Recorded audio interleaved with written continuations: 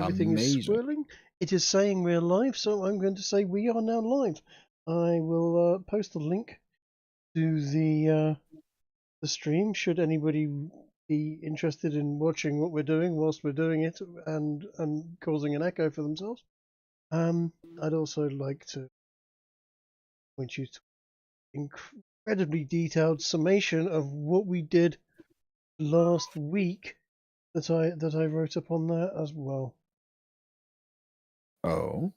You But wrote for it, those or did for those of ChatGPT us write who it? are listening in on Spotify, as we do, would you care to vocalize that for us? Sure. We left the town. We nuked a lake. We ate some fish, and we talked to a sphinx. Yeah, It was that's a reasonable summarization of the previous events.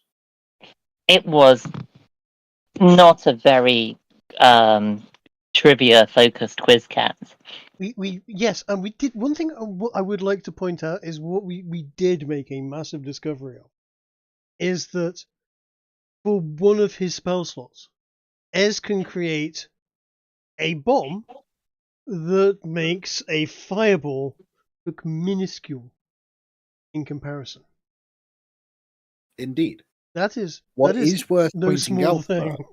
there, what is worth pointing out there is that fireball deals heat damage, as in it doesn't actually explode. Instead, it kind of creates a pocket of superheated air. Whereas the thing that Ez can create actually goes bang and makes a shockwave. Yes.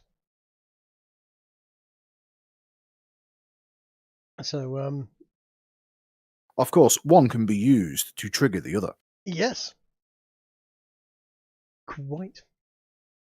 But that was some major. You know, that's that's a very big spell he can. Rather handy to know. Maybe coming in handier in the near future. No, all it means is you need to feed Cardgar encyclopedias so he knows more about base elements, so he can create that stuff. It's also worth pointing out that the barrel of explosives that Cardgar made would deal more damage than a fireball, but not to a ridiculous degree. Like, think instead of 8d6, it'd be like maybe 15d6? Not quite double damage? But that is 15d6 that can be distributed amongst various weak points on a building superstructure, such that when detonated, it causes significantly more. Indeed, that is true. We can then use our minor illusion and our major illusion now to cause some kind of distraction. Maybe two great birds coming and flying into the side of the building. Airships? Airships? Why birds? We could use airships.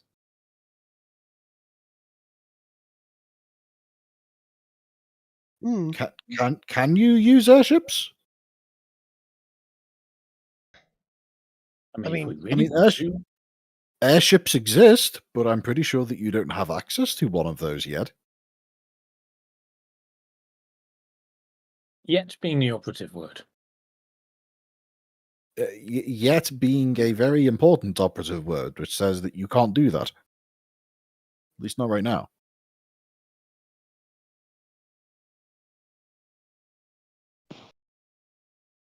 Anyway,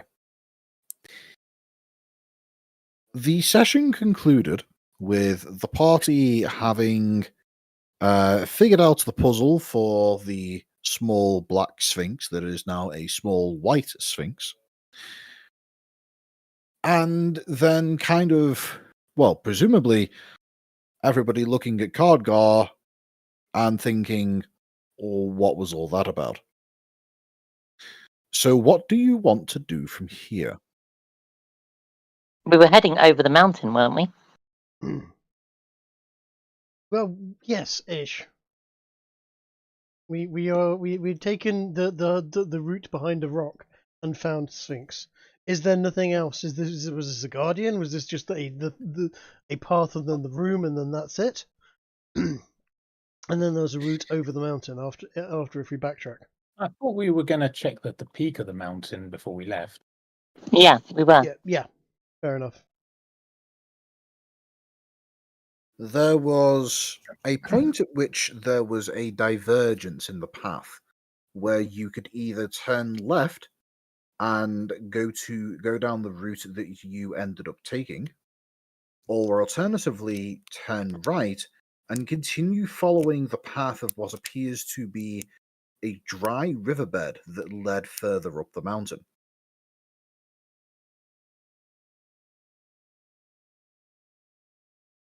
I reckon we want to go further up the mountain. Am I wrong? No, we might No, find let's some go. grand adventure up there. Quite. Grand adventures are Go often around. found high in the mountains. Yeah.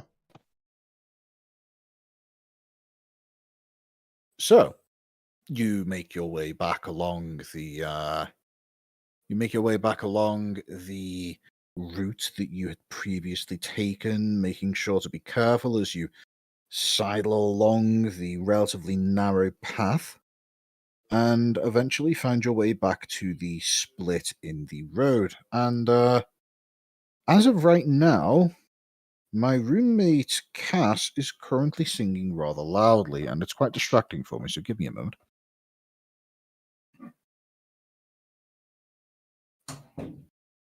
Just as long as we don't have to take sonic damage. There we go. Close the door, now I can barely hear him.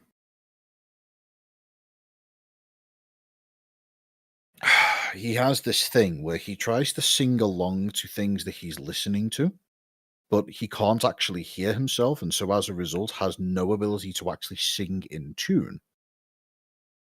And as a result, it might be the worst singing I've ever heard in my life. It's very I impressive. mean, you say that, but you've heard me sing. I know.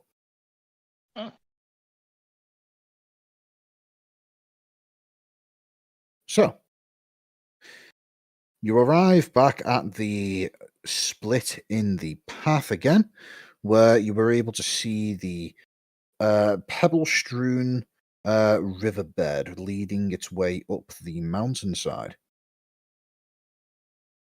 Presuming that you do decide to follow that up, I would like anybody who cares to give me a perception check.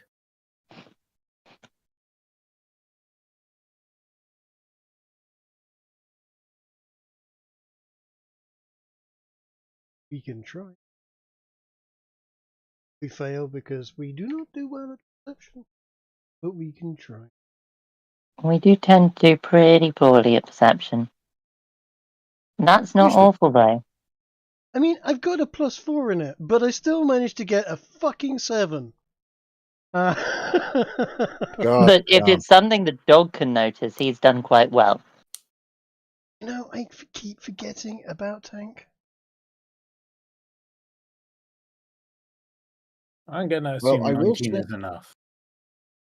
I will say that the dogs, their perception is not exceptional unless they are specifically trying to smell something, and this isn't Yeah. something that to be smelled. Yes, but the smelling things is an advantage for their perception checks. They do still have a +3 base. Indeed. You know, doggos So- have good eyes usually. So Exceptional. long as it isn't anything colour. We look, if we're gonna have grumpy war dogs that we can't have cuddles with, they're not being blind as well, Ginge.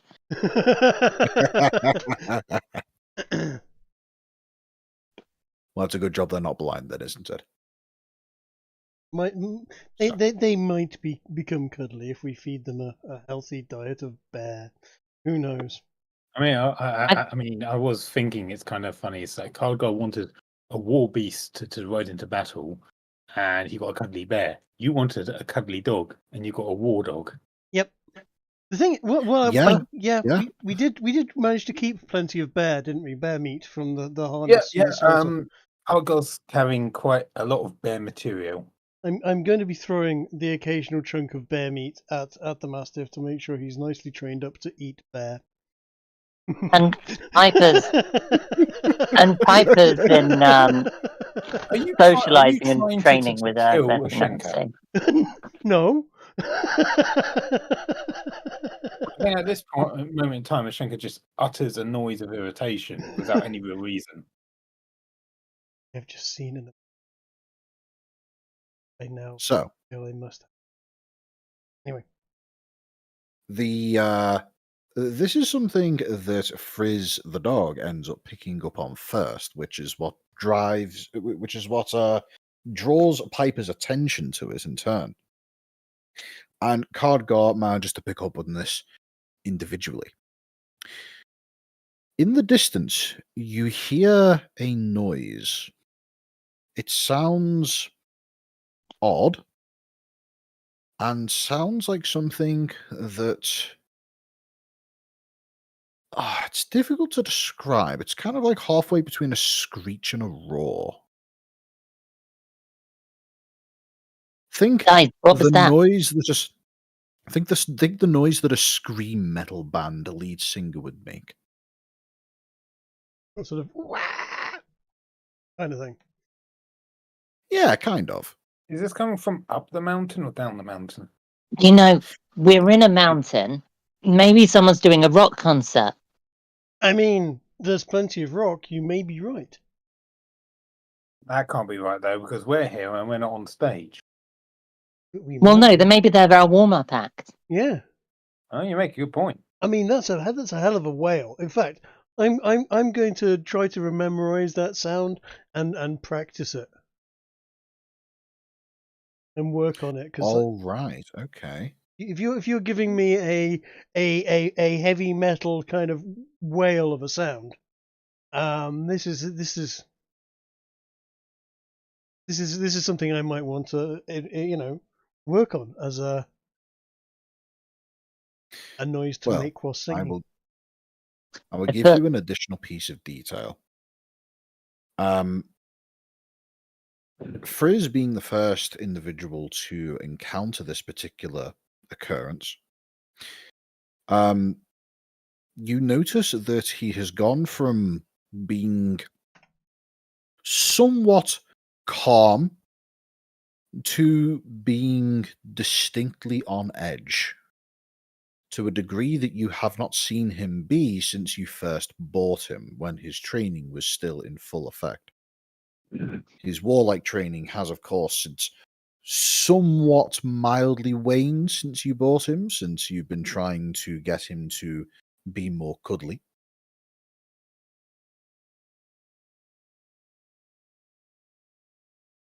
But it seems as though whatever this noise is has triggered a defense some instinct. kind of a defensive instinct in the dog.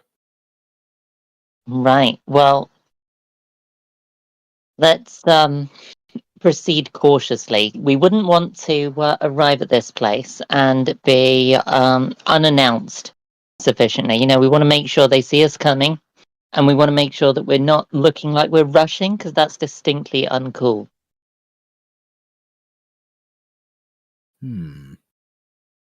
Indeed. What do you think, guys?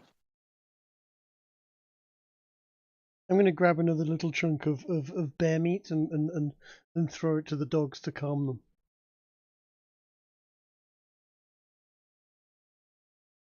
What is it that you named your dog, Trig? Tank. Tank, yes, of course. For a moment, I thought for a moment, I was thinking that you named him Bear, which honestly would have been really funny. No. Tank. He's a good dog. I used to have a friend with a cat called Dog. I used to know somebody that had a dog called Deefa. D for dog. Yeah, right. You never come I- across someone named their dog or cat Dog. I mean, I have not heard. I've not come across someone that's done that, but it's not a bad one. I put the big TV on and broadcast the computer onto it so I could play D&D through it. Every time I'm asked to roll or have to tab across for it, Mew looks at me really disappointed because I've tabbed away from the birds.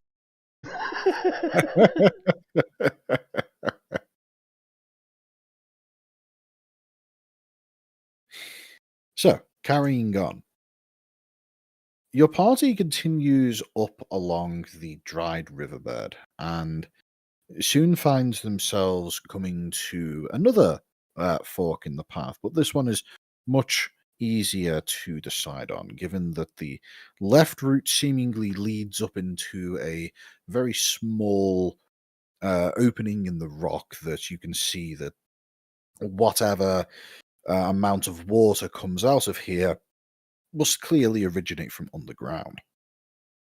The entrance of which is looking as though it could maybe fit a halfling if they really tried.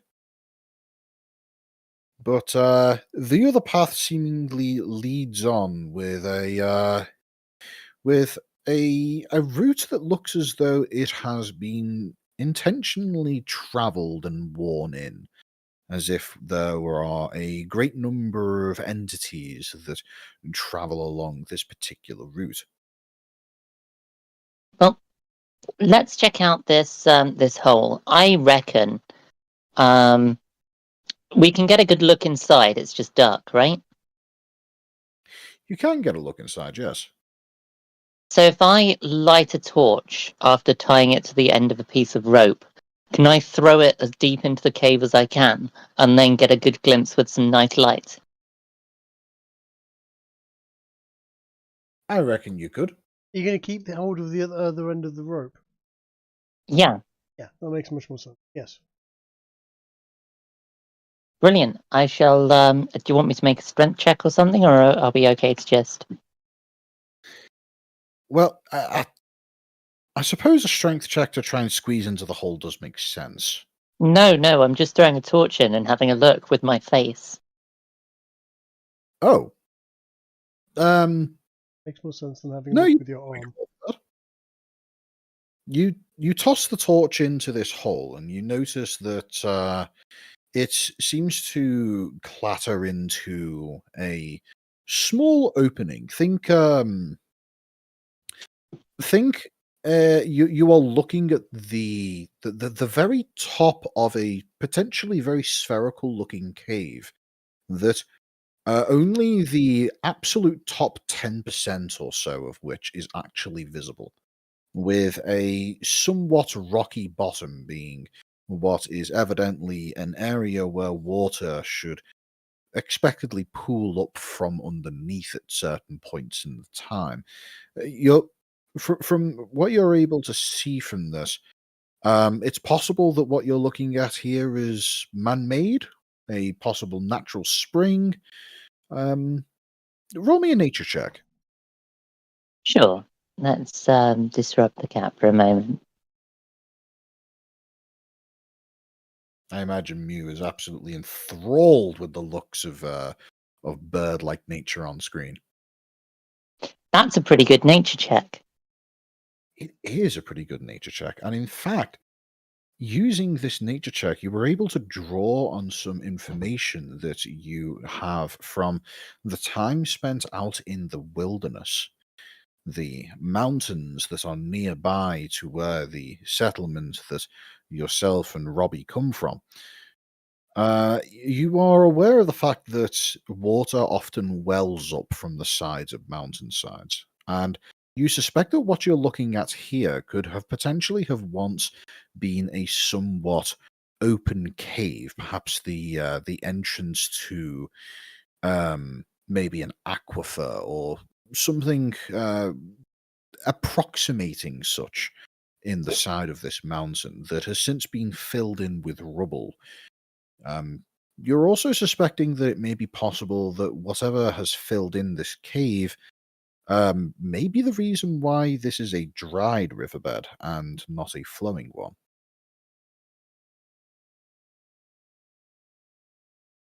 Looks like here, guys, some rockfall or a cave-in of some kinds blocked up some water traveling through a river. We'd best be careful heading up. It might be flowing somewhere else higher up now.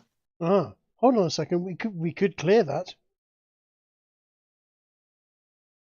We could. I mean, I can get us all in there if you like. It's actually quite spacious.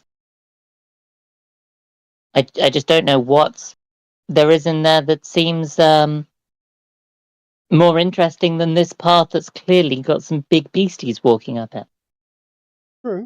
True. But it's worth noting that if this turns out that we need to divert water somewhere else, we can come back here and place one of those same bombs that we used to do some fishing last night down here, and it will probably clear a fair amount of rubble. And also make the mountain look a bit more like it does on our map. Sounds like a blast. Literally.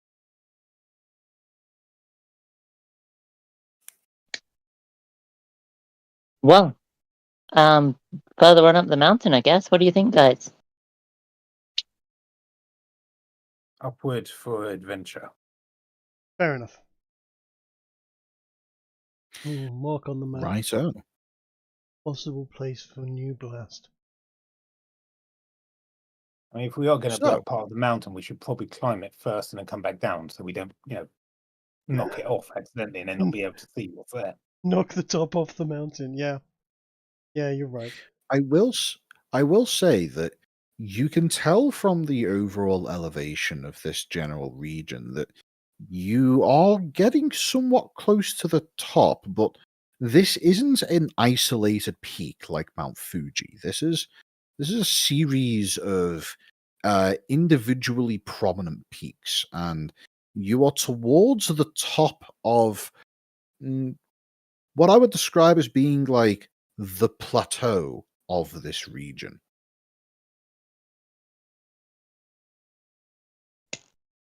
It's entirely possible that there may be more things concealed within that you're simply not able to view due to your somewhat height-restricted nature. Which way was the screaming coming from? Was it from the cave or from towards the top? The screaming definitely seemed to be coming from the top, and in fact, it's something that now that you've managed to tune into it, you're able to hear that it's inconsistent, but always present. It seems as though one of these screeches comes out at a semi-regular interval. I would say on average about once every 20 or so seconds. Well, there's no way we are missing our concert and letting these guys take the main lead as well, just to explore Southern Cave. We can go there later. You said it was like predictable. No, it's specifically inconsistent, but approximately once every 20 or so seconds. Sometimes there's several in a row. Sometimes there's a break for a minute or so. Okay. Would I be able to use clairvoyance to get a head start view on what's up there? Potentially. Post the description of clairvoyance for me. Thank you. Let's see.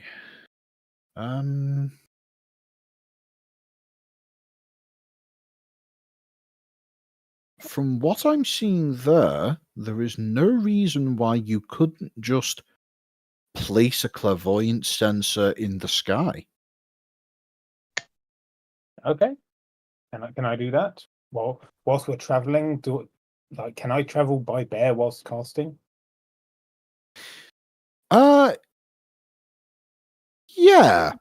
Under almost if you're riding something else and this source of riding is easy enough that you don't need to concern yourself with having to keep on, I would argue that You can roll me a Constitution saving throw to just simply maintain concentration, but otherwise, you could absolutely do such a casting and do the 10-minute cast whilst traveling on the back of a bear. I do the thing. Okay, go ahead and roll me a Constitution saving throw. 19. Flawless. You will see as Cardgar pulls out his little what exactly is it that you have acquired It's a for the glass purposes of eye.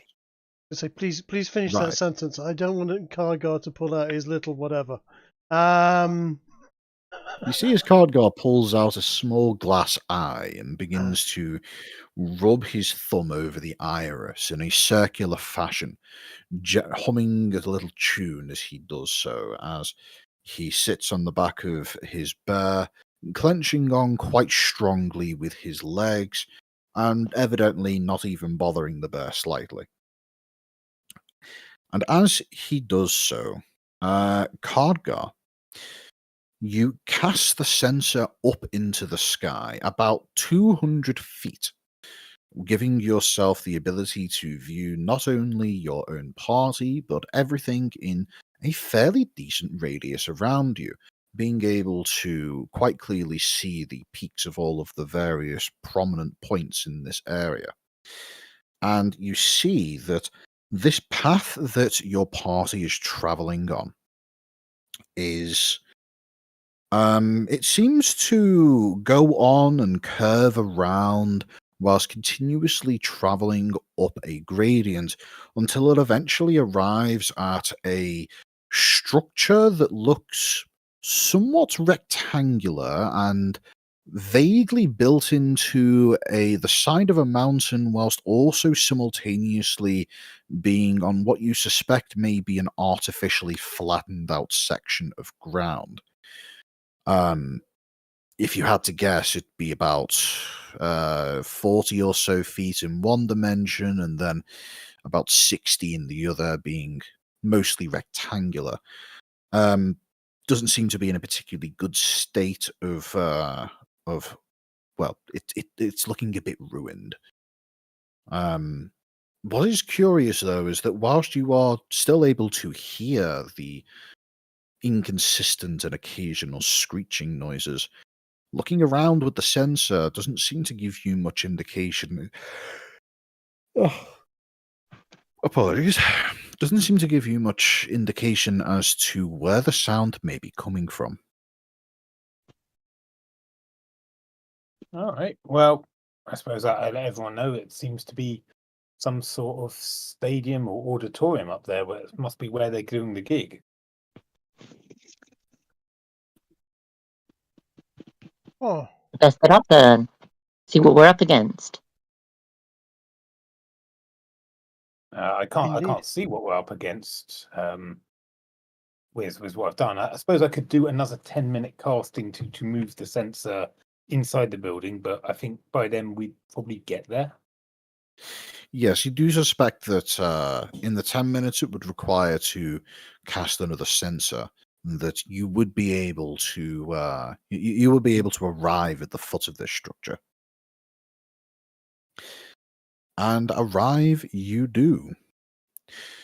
It doesn't take too long for you to finish traveling along this path, during which you notice that it has gone from a state of what is evidently disrepair into somewhat more well maintained, with there being with it transitioning from a just simple dirt path to evidence of well-worn stonework, to then less worn stonework, and then eventually to the point where you are walking on these consistent square tiles that are layered in such a way to produce a very, very gradual set of stairs. The stonework which is something that Cardgar, with his dwarven sensibilities, is able to identify, is the fact that these tiles appear to be of a different stone compared to what is native to this particular mountain.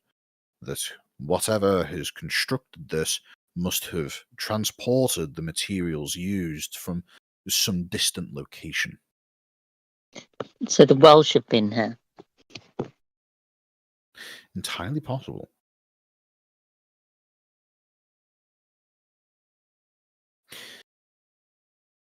Arriving at the end of the path, you will all see before you a structure.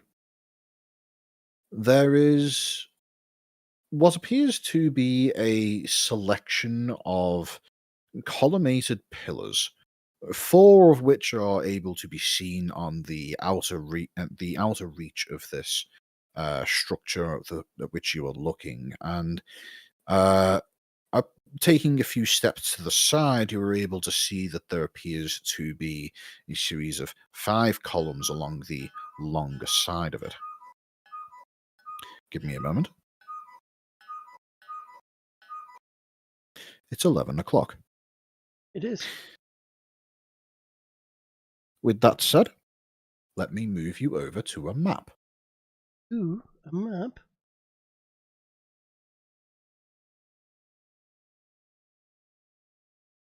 This is a little something that I had drawn up some time ago and have decided that was about the right time to pull it out again.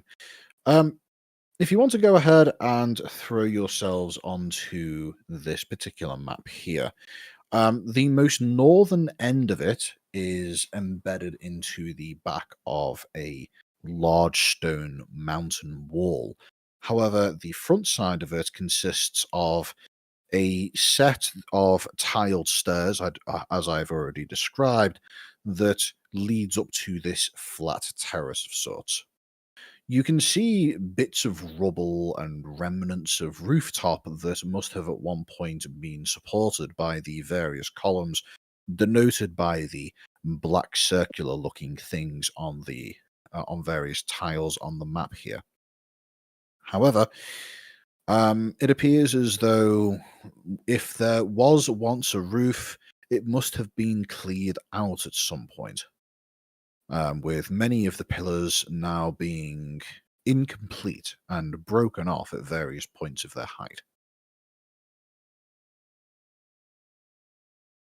In the center, you see that there is a 2 sets of nearly complete concentric rings with a small pedestal in the center.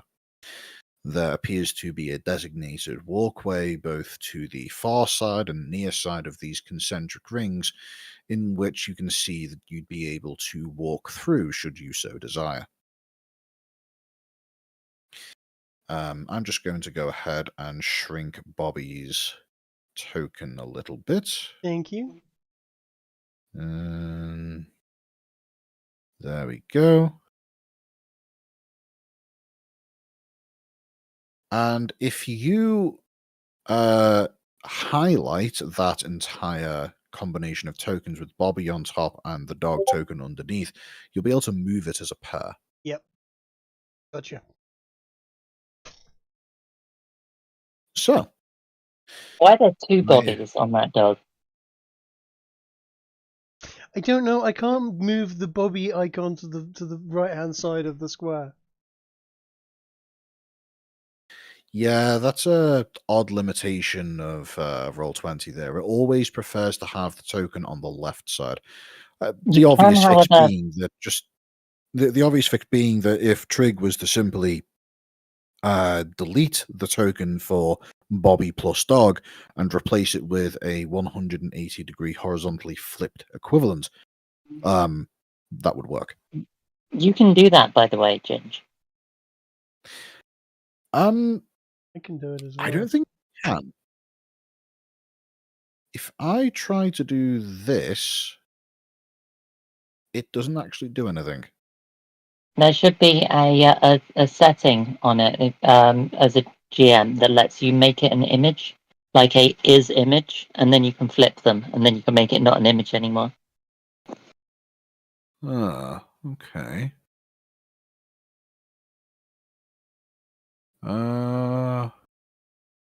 I'm not seeing anything there. I'm seeing general, token bars, tooltip, token bar options, token aura. No, I'm not seeing anything that like what you're describing. I will find it for you at a later point, for I can't see it No. at the moment. With no access to GM stuff, I'll have to have a look in other game. Well, for now, Trig has the ability to import his own version of the image. We'll just assume that there is a dog underneath Bobby at all times for now. Why has the dog disappeared completely now? I thought you deleted it. I deleted the icon. Hold on a second. Let's try this.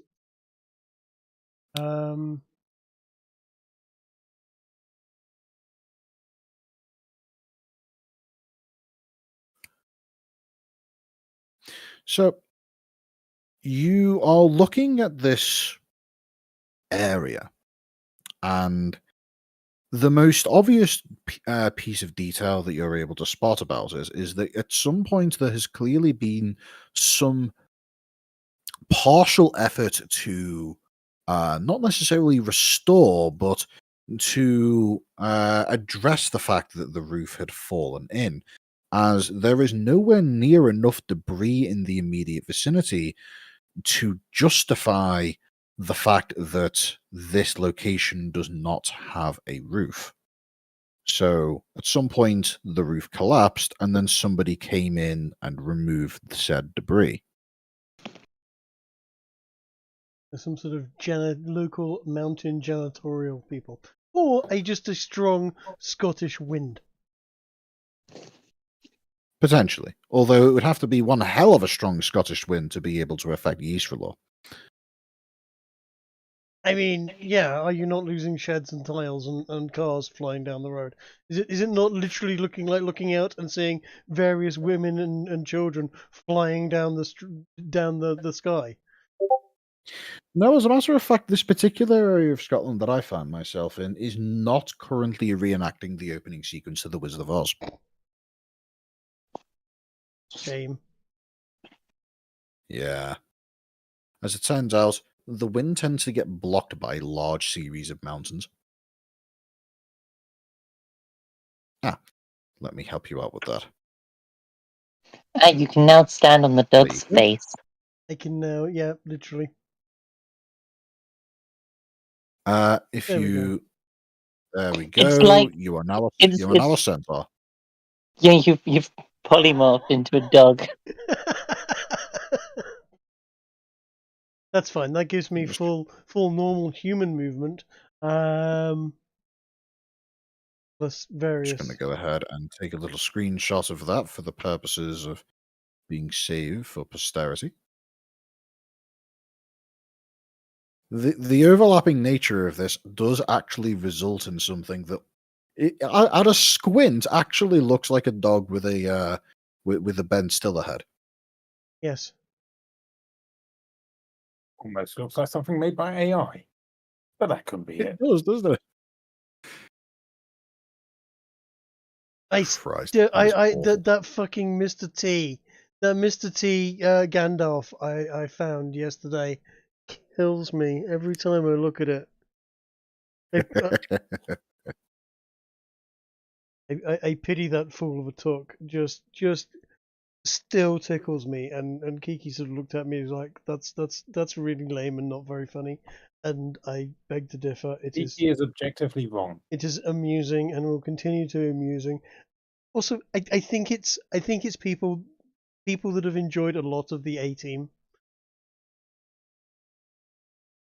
It works particularly well for, and I watched a lot of A-Team.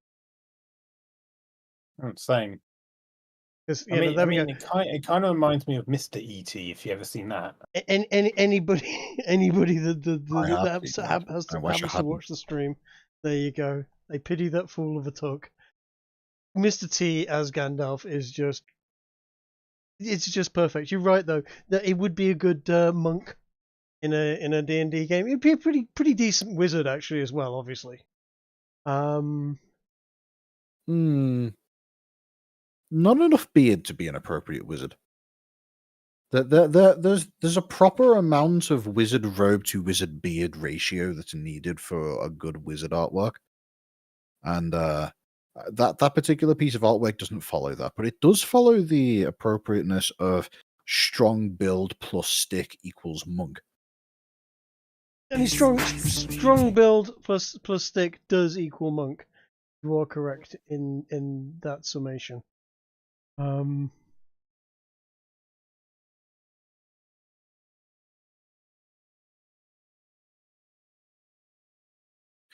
So, you guys are standing in this area. Yes. What do you do with your newly found environment? I'm going to check if there's an echo. Let's check the acoustics. I'm going to go, hello! Is there an echo? There doesn't appear to be any echo whatsoever. You do hear there as though it appears as though you can hear the faint acoustics of your voice bouncing off the side of the mountain that the back end of this almost terrace-like structure is embedded into. But besides that, you're not really able to get much from it. I'm also going to Speaking of, stand up as much as I can in the dock and billow my cape appropriately, as if there is a strong wind, although there is none. There is a light breeze. I don't there is need a to. decent breeze. I'm the proud owner of a cape of thingy, which is a useless and silly item. A cape of thingy. A cape of thingy. I'll find its proper name in a moment. Billowing. A cape It of is billowing. a cloak of billowing. Yes. Yes. So it can flap behind me as if I were Batman or some other superhero type, even though there is no wind. Yes. There is always an appropriately dramatic breeze whenever a person is wearing a cloak of billowing. Yes. So, does it affect just the cloak, or does it affect their general person? Like, will they, if they've got like really long hair, for example, will their hair billow alongside the cloak, or No. will the billowing for that? I don't know. It would just you would need a toupee of billowing if you wanted to try and affect that. Does that mean in a strong wind you can use your cape of billowing to have a juxtaposition of angles and have your cape billow towards the wind while everything else billows against trying it? to create enough billowing capes in order to cancel out gales? I don't know, but I am quite interested in finding an artificer that is sufficiently good enough to make a billowing type artifact and make skirts and dresses of billowing that I can sell as normal skirts and dresses that I can then walk through town and make blow up into their faces, Marilyn Monroe style at will, without the person who is wearing them realizing what is happening. Come up with a very unusual activation phrase. Yeah. But so we can certainly see attractive women's panties whenever we want, without them having much choice in the matter. It will just suddenly whoosh up as if a strong upward gust of wind has happened. Because Bobby's that kind of degenerate. Bobby is aware of the fact that a wide variety of magical items are used through the speaking of an activation word or phrase. Yes. That is a very common occurrence. So something along the lines of afternoon ladies, and just suddenly having all their dresses blow up in their face. Soon see who is wearing underwear or not. Can you have an activation syllable? Make it something that pops up in some words, but not most. Ooh.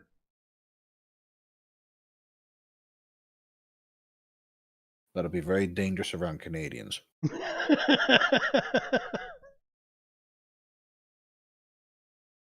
Anyway, There is one thing of note about this area.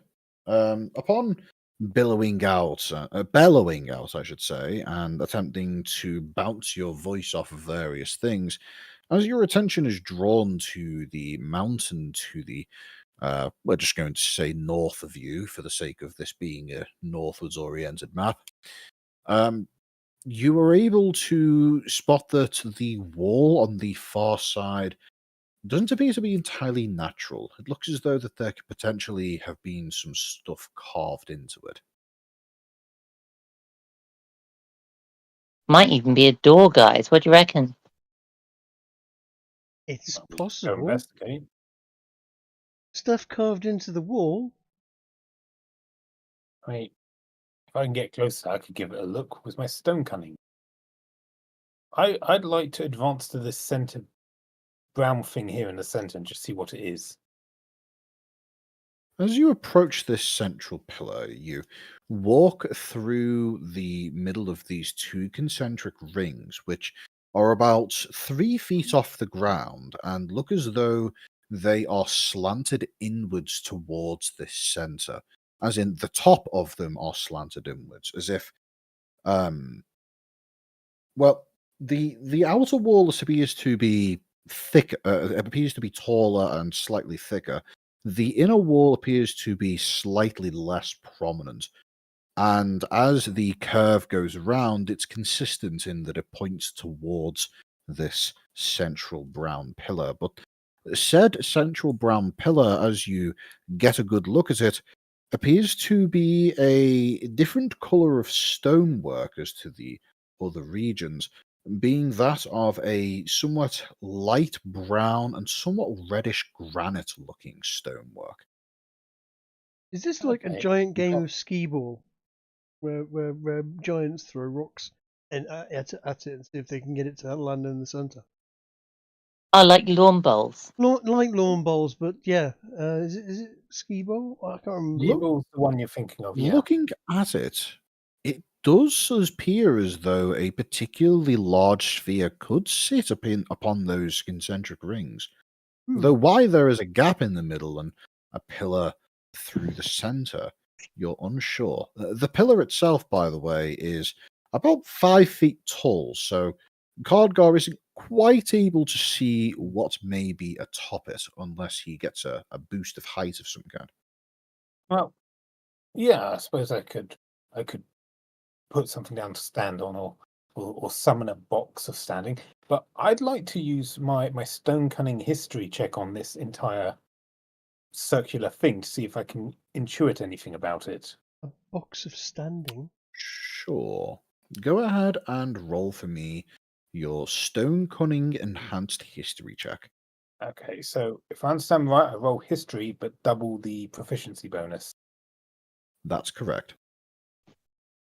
Okay, so I rolled a 15, but you have to add another 4. You have to add another 4 onto whatever I rolled, basically, for the proficiency bonus.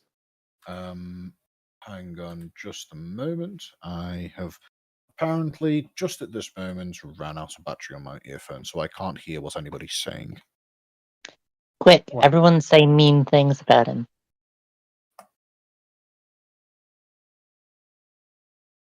Do that. What's the point in saying mean things about someone when they can't hear you? Whilst I wait for my ear... Cardgar, your proficiency bonus isn't +4, it's +3. You have a intelligence sufficient to give you a +1, which means the total bonus to be added to the dice would be 7 for this roll.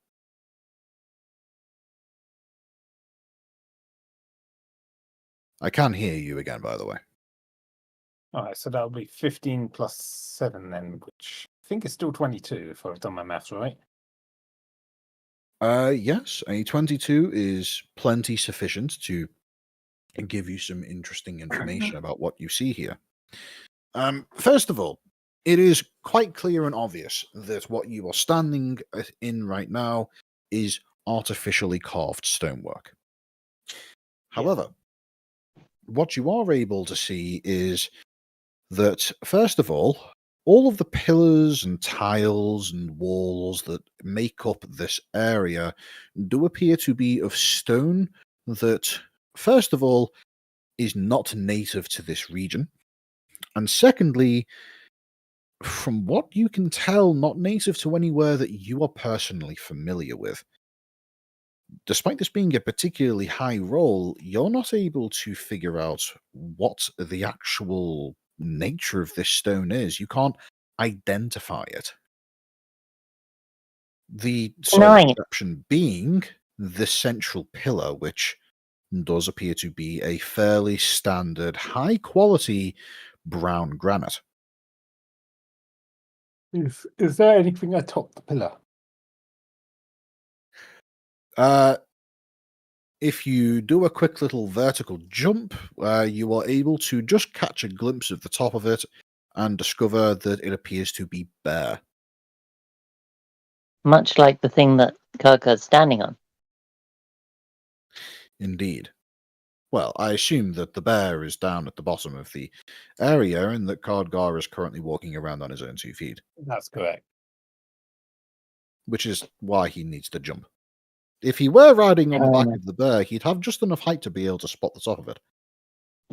I'm going to ask the other bards here if anyone thinks this might be some sort of like magical thing. Possibly. Can I do a general identify on the local area? Identify can only be used to specifically figure out what an individual item does. Okay. You could try Um, casting Identify on the pillar if you wanted to. Yeah, let's do that. I'm going to spend the next 10 minutes doing a ritual casting of identify on this pillar. Righto. Whilst Piper does that, is anybody doing anything else? Looking into anything specific? I'm gonna use Song of Creation to create a glass ball and put it atop the pillar. Right. What size of glass ball are we talking here? Think like carnival fortune teller crystal ball size. So about a foot across. Yeah. You All mentioned right. there was some words and some writing on something. You said at the northern end. Indeed. Where you see the on the visual representation that I've given you here, where you Yep. see the map actually end, Okay. that is a wall that seems to extend up quite sharply. It's clear that it is being cut into via some implement, and there appears as though that there is some kind of carving on it, and getting a closer look, it appears to be a mural of some kind. There's no language, but instead there are worn images. Okay. You're able to make out from this initial glance the visage of humanoid-looking entities. Right. Do I detect? Do they appear to be the sort of thing that looks a little bit like a writing of some sort, maybe a hieroglyph, Um, or is it roll me an just investigation check. It just picked some sort? Roll me an investigation. I've just rolled a 20. Holy shit! 2 20s in That's investigation. rather good. Yeah, considering I got +2 in that, that's pretty amazing. Getting a closer look, you can see that towards the bottom of this mural, there appears to be something that it could be very, very worn writing, or alternatively, it could just be decorative filigree, being a kind of like a border that goes along the bottom of this pictographical mural of sorts. To give you a vague idea as to what you're looking at, by the way, think of the kinds of stereotypical Egyptian-looking graphical representations of mythology, but instead of the colored and light sandstone, it is of a dark, almost bluish stone that you're looking at, and it appears as though there has been potentially centuries worth of exposed to the open weathering that has worn away a considerable amount of detail. Okay. I am going to slap my hand on this this big piece of stone with these carvings on and cast comprehend languages. Okay. That should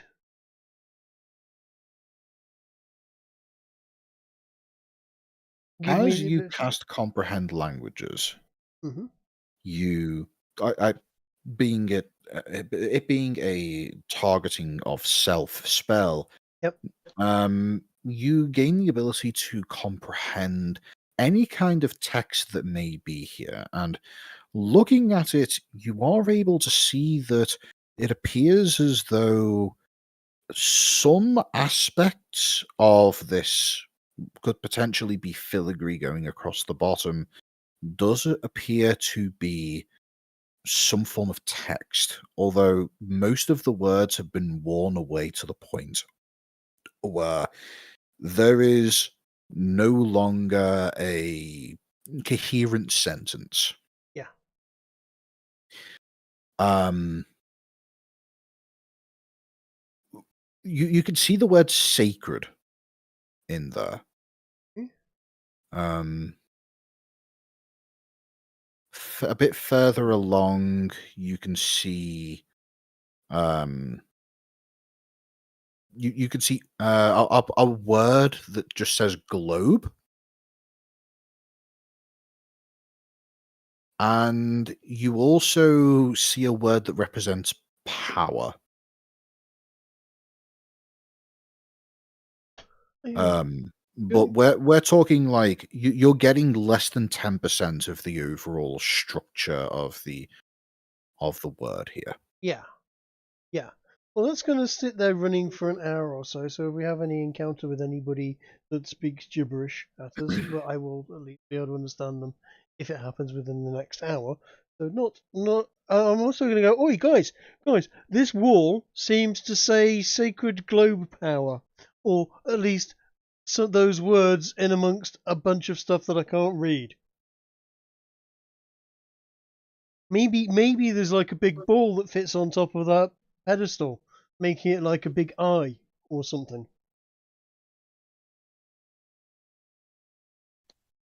Like an eye of the gods. A powerful eye of the gods. Maybe. I don't know. Kind of making this up as I go along.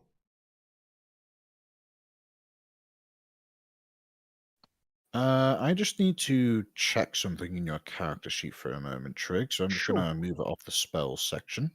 Yeah. Okay, that's what I wanted to know.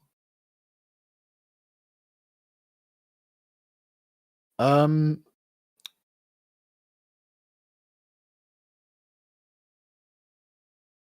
I'd like the dogs of the party to roll me a perception check. Doggo perception. Their perception. Yeah, bear perception too. Perception. How do I do it? I can do. So wisdom, isn't it? It is. If it's smell, then it gets advantage.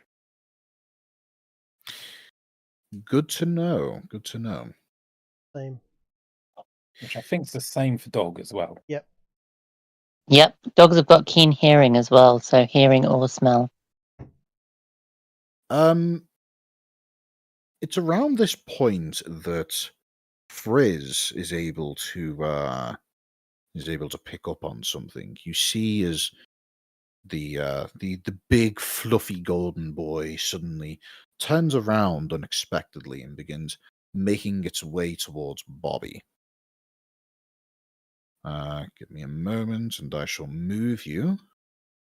See as Frizz makes its way over here and begins sniffing around at this location. And I'm then gonna and then after a moment suddenly jumps backwards and stares in that direction, doing a very bloodhound pointing kind of pose. Now that would very likely get the attention of Tank and probably also the bear as well. Even if they haven't noticed, animals tend to follow. Especially Tank when, absolutely would pick up on this Right. and has turned to look at this particular direction, and isn't approaching. And Yashanka the bear has sat down on its hindquarters and just kind of is staring into the sky. Kind of what I'd expect, to be honest. Well, I will finish my casting of identify. I'm going to let the rest of the party manage this. All right. Well, it is about this time that you would finish this identify, I reckon, given that it's only been about 10 minutes. And you're able to figure out that the nature of this pillar is curious. There appears to be some kind of conduit traveling through the pillar, leading to somewhere that is far underground, and you can tell through your identify that this thing extends about 20 or so feet underground. Besides that, it does appear to be a mostly solid, perfectly mundane stone structure. Does the conduit look like it's designed to, or feel like it's designed to, pump energy up into this divine sphere of power, or pump energy from the divine sphere of power down into this channel? It appears as though the intention is to draw energy downwards. So something would be placed atop this pillar and then be siphoned downwards. And speaking of, the glass sphere that Cardgar magicked up and then placed atop doesn't appear to have had any kind of interaction.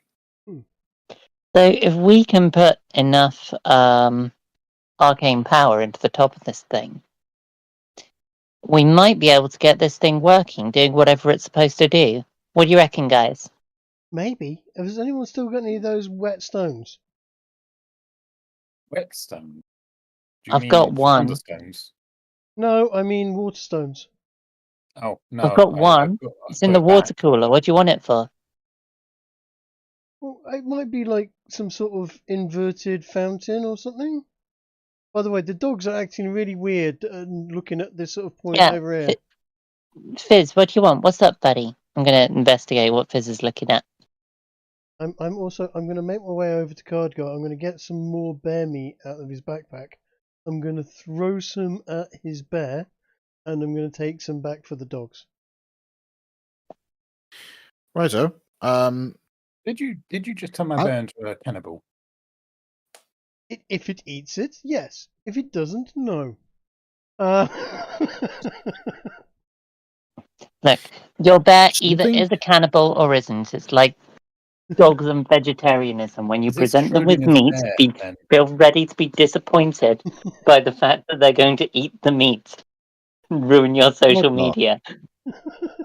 Cardgar, roll me an animal handling check.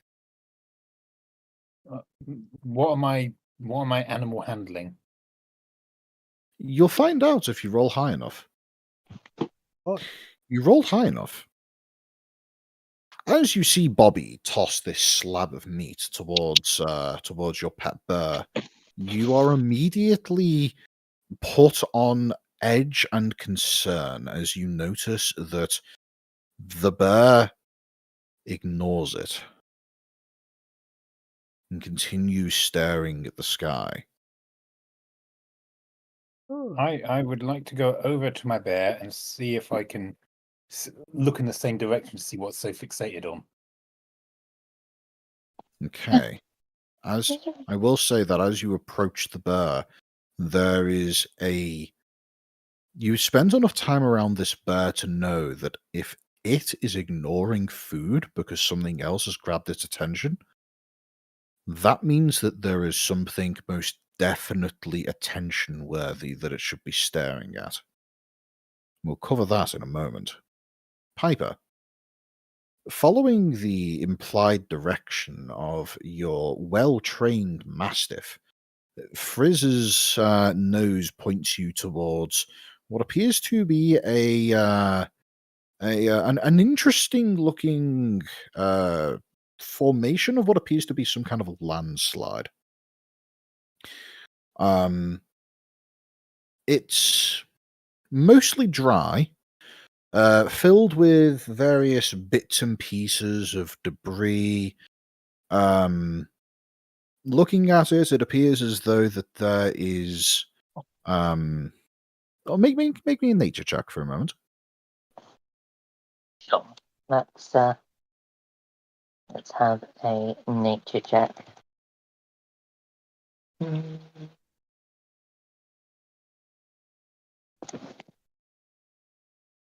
There it is. I probably don't know much about this. As you walk over to this pile of, well, it kind of looks like mud. There's a bit of plant life growing out of it and such. You walk over to it and you take a good look, and you notice that there appears to be like little bits of stony debris mixed in with it, and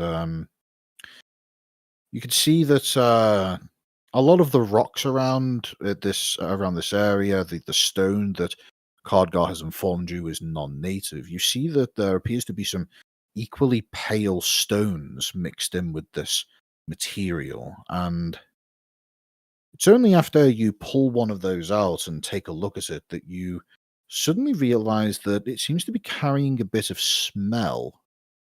And it kind of smells a bit like compost, if you will. And then you realize that you're holding a shard of a bone. In fact, it appears as though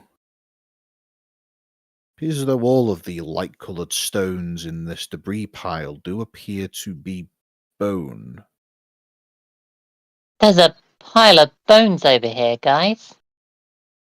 Mixed in with mud. Someone's been trying to bury him. So, doggos.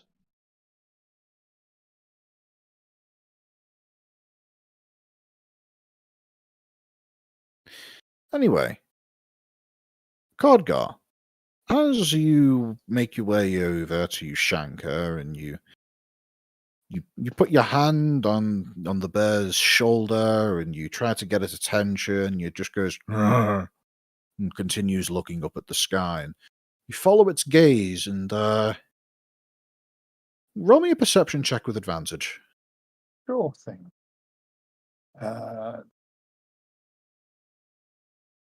16.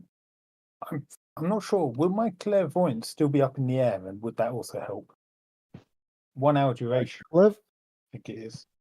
Clairvoyance would still be active, Okay. yes, but you don't need it to be able to spot the visage of a silhouetted creature perched upon a particular prominent point nearby and seemingly staring down at you. From the distance that you're able to see with this creature silhouetted against the daylight sky, you'd have to guess that it's at least 20 feet in length. And what? It's just hovering there. No, it's perched. It's kind of think it looks as though it maybe has 4 legs and a tail. Okay, so what is it like a panther? Dog? Much bigger than a panther. Much bigger, at least 2 or 3 times the size. A sphinx?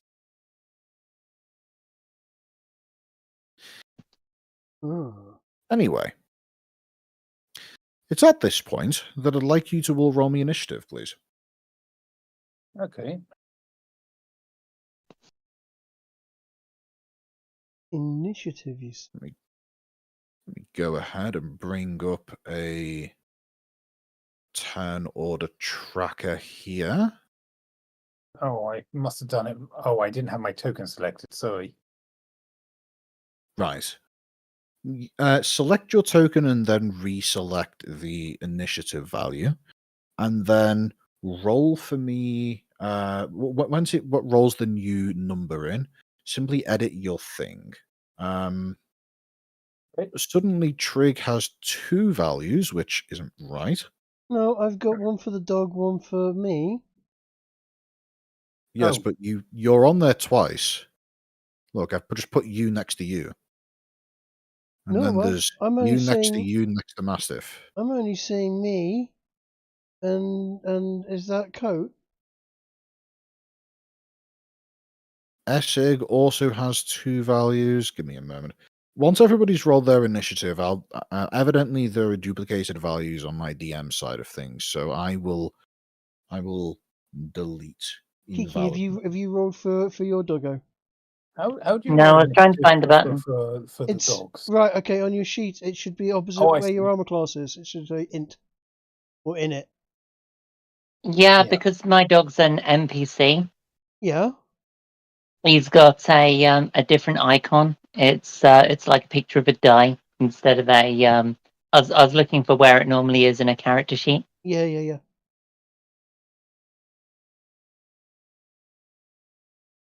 Yes, yours is the same as me. Mine.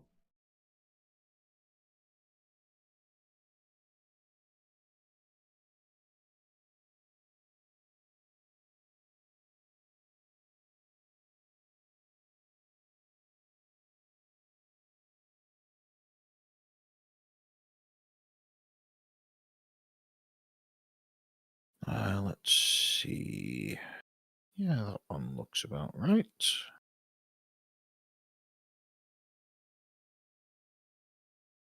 Right. Has everybody finished rolling their initiative values? Looks like.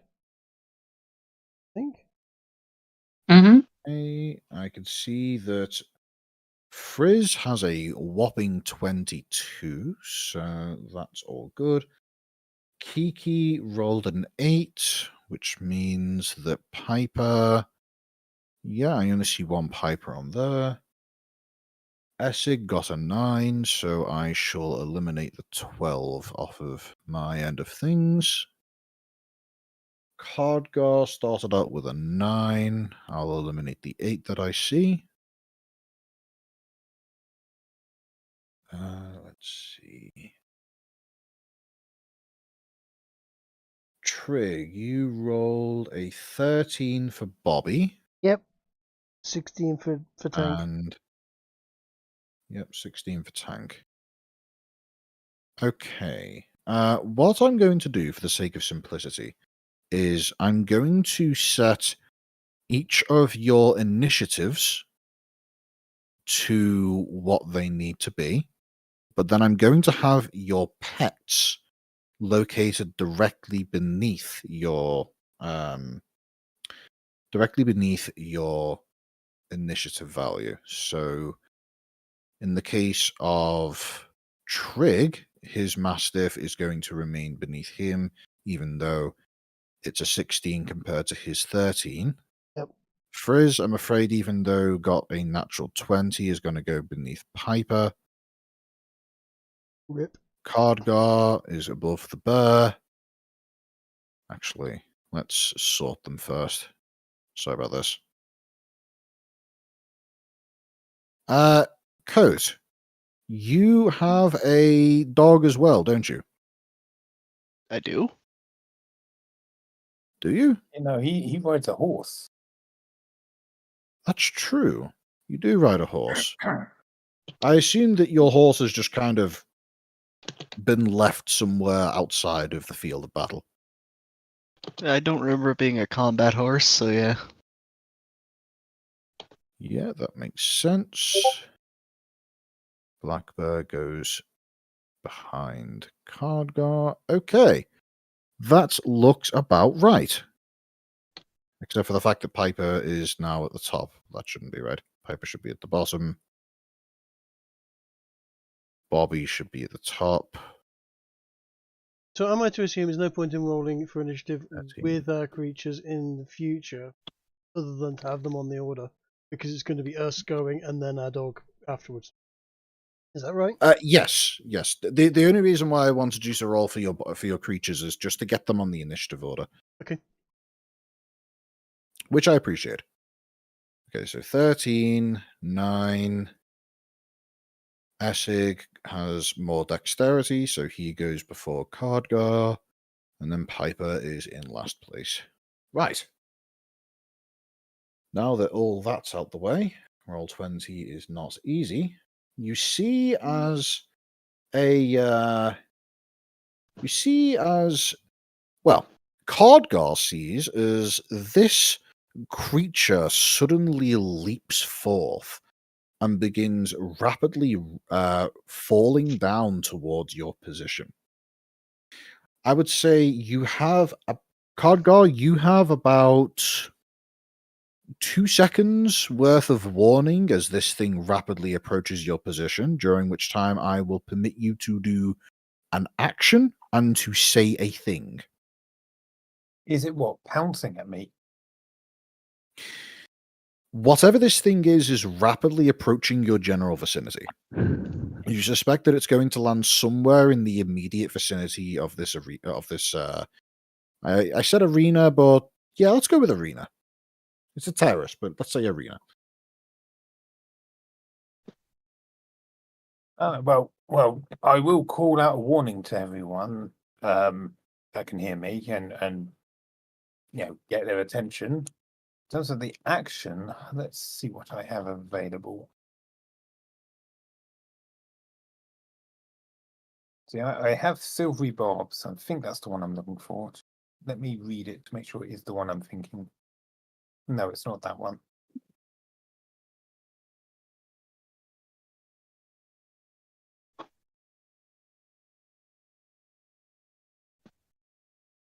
Here's the one I want.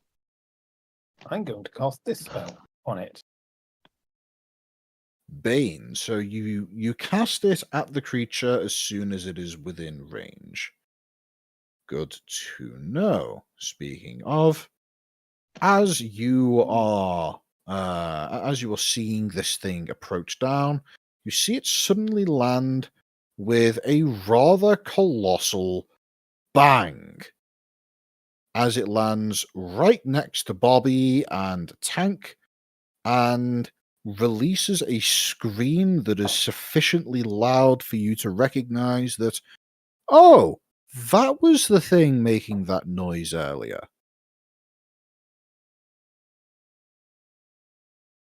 And would be what would be coming out of my mouth. It would be more like, fucking hell, that's a big bastard, etc.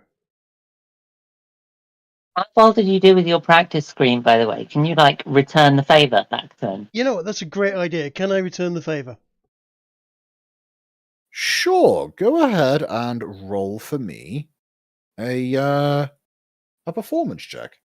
Surely this should count as bardly mocking. Ooh, not good. I've clearly been taken by surprise, and it is knocked. Good God, that's the worst roll you could have made. Yeah, because if I As got a 1, I would Bobby- have re-rolled it. As Bobby attempts to respond in kind with a roar of his own, his voice cracks. So, the combat begins. This great creature is something that appears to be vaguely lizard-like in overall body structure. What was originally perceived of as being 4 legs by Cardgar is now very clearly 2 legs and 2 wings, as the creature has landed and proceeded to stand on the 2 legs, holding the wings up high. It uses one of those wings to immediately swipe at both Tank at first and then Bobby.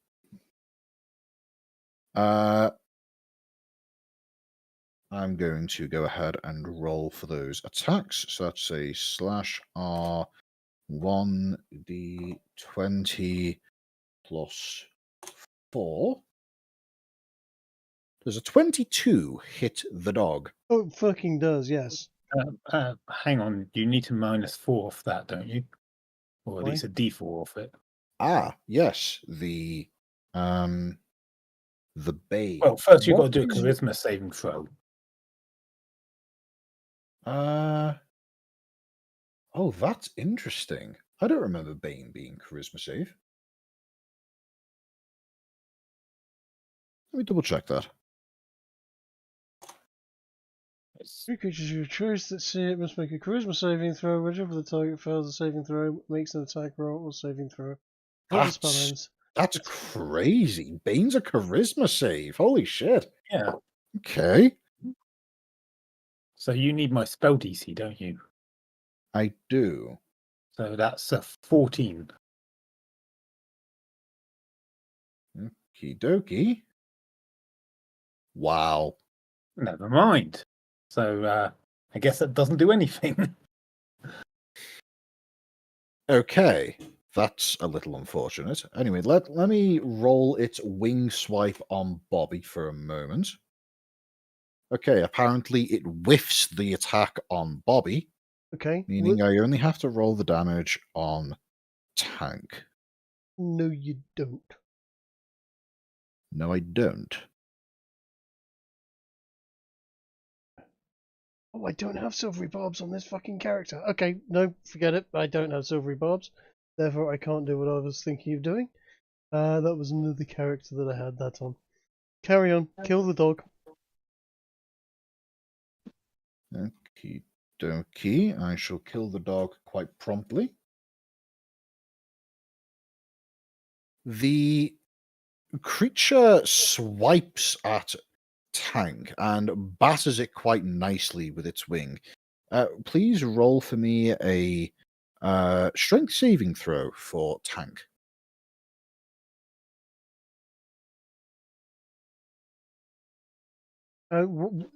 May I ask what the point of this is? He has 5 hit points. Ah, that doesn't seem right. I know it doesn't, but that's how it is. No, I don't accept this. Tank has more health than 5 hit points. Jesus Christ. 1d8 It's a plus war 1. dog. It's 1d8 plus 1 for a mastiff. Okay, what is Bobby's health? 42.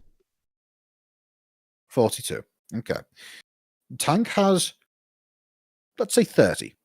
Okay, well, I'm happy with that. I will And update that. Frizz, I'm gonna roll a d4 and let's see, /R1d4. Okay. Frizz has 26 HP. Fantastic. Thank you. I should adjust that. I was not aware that the default stats for war dogs was in the single digits. Yeah, it's tiny. That's retarded. I agree. Completely unacceptable. Right. Anyway, you now have dogs with an acceptable amount of health, which is good because almost half of that just got taken off by a single swipe of a wing. 14, yes. The strength save was insufficient to prevent Tank from being knocked back 10 feet. However, there is a pillar in the way, so Tank gets knocked into said pillar. And I'm not going to say, I'm going to say takes 2 damage from the impact of impacting the pillar. So deduct Tank's health down to 14, please. Done. Does he slide off to one side with that? He does. Move him 5 feet northwards, please. Not to there. Yep, to there. Perfect. He doesn't hit the pillar and sort of glance off like a pinball. Yep. You then see as the creature rears back, almost straightening its spine, before breathing in with a noticeable gust of wind. It then proceeds to bellow out a scream considerably louder than any that you've heard up to this point. I would like every one of you to roll me a wisdom saving throw. Wisdom. Uh-huh. Just the party members or the mounts as well? The mounts too. Okay. This isn't looking great. Oh dear. There's some terrible rolls. Oh my Christ.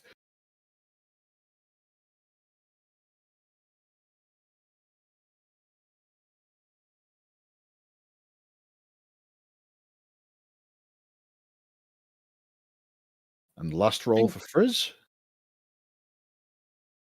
I think we The might be in 9. trouble. We're fine. Okay. Everybody who rolled lower than a 12 is now considered fearful of this creature. Hmm.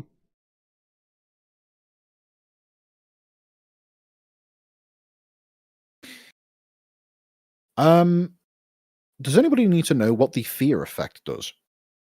You can't We move can't closer? approach it, right?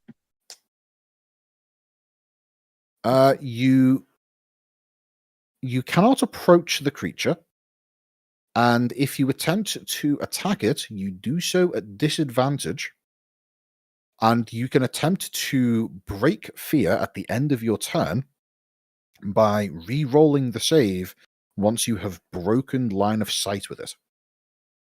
It's a good job that there's a lot of pillars in the immediate vicinity with which to be able to break line of sight.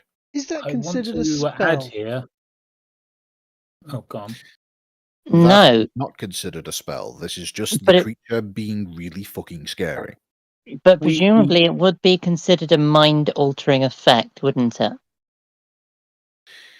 Yes. So does that Technically. make it a viable target for the ability that I think all of us have, Yeah, being counter charm. bardic counter charm? 6th level, you gain the ability to use magical notes or words of power to disrupt mind-influencing effect. As an action, you can start a performance that lasts until the end of your next turn.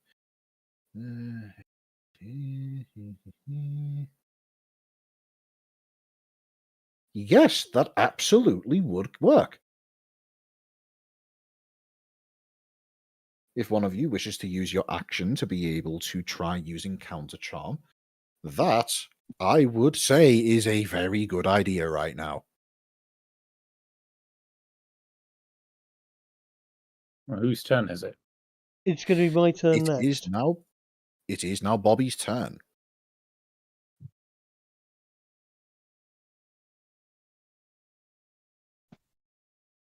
Looks like the warm-up act wants to take our role, Bobby. We'd best silence it so we can actually play. Yeah, now, whilst I accept that, I could do that. I am already in face-to-face combat with this thing. I can give you a Wow. free move with no what's it called? With no attack of opportunity from it on my turn.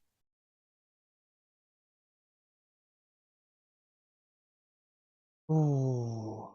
See, I was just going to fucking plant a fireball right in his face. That would engulf that entire fucking 9 square block that he's in. Yes, it would.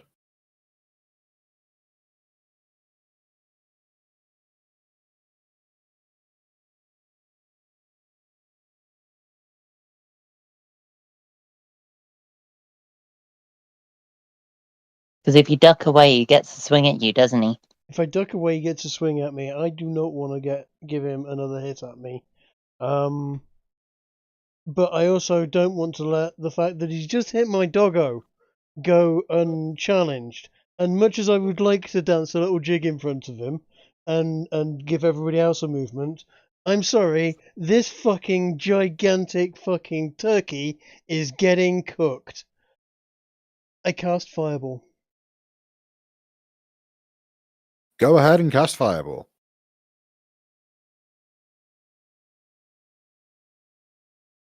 Ooh, that's a decent roll, too. As you cast Fireball at the creature, you manage to plant it squarely within its center of mass, sending the little bead of fiery energy around underneath its legs and impacting right where you suspect it probably has a penis. And then for the next several seconds, the entire thing is completely engulfed in fire. After which you see that the fire gradually wisps away and the creature is most certainly unhappy. It has gone from being very confident in jumping down into the middle of the lot of you and promptly batting a dog away and swinging and thankfully missing the bard Bobby, to now staring at Bobby with a toothy grin.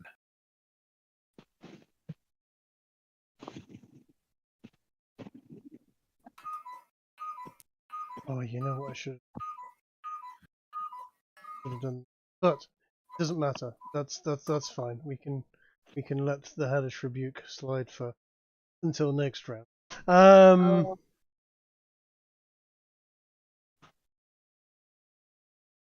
I'm going to take this opportunity to try and bugger off. Okie dokie. You can't disengage, can you? Because you've used your action. Nope, I can't disengage.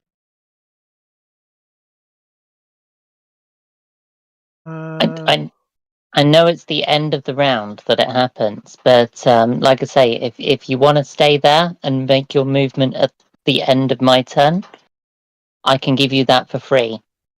Can you? And oh, okay. Okay.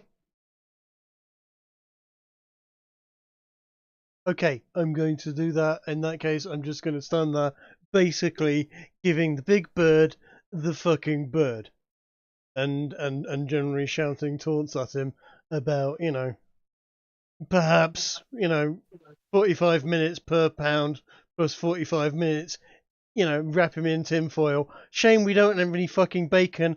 I'm sure he would taste much nicer if we could coat him in bacon. Perhaps the bear that we killed earlier might do instead of the bacon, etc. And I'm going to stay there, and I'm going to let the Mastiff's turn be him running off, because Tank is getting the fuck out of there. Yes.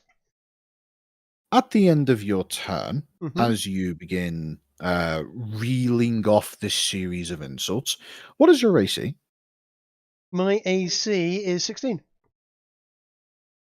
Let's see if this hits you, as it uses a legendary action to take a swipe at you. Yep, it does. Okay. As you are in the middle of your tirade of insults, the creature rapidly whips its tail around, and you all see as the series of barbed stingers that makes up the end of this thing's tail impacts straight into the lower gut of your halfling friend. Yep, okay.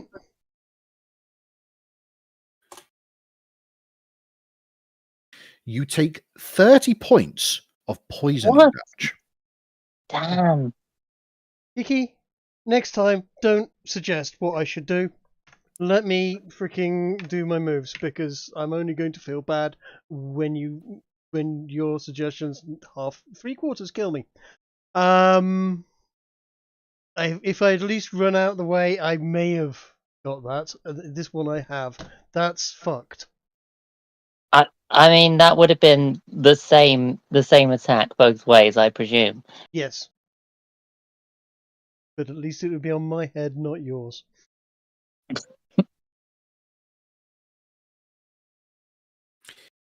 So, with that coming to a close, it is now the Mastiff's turn.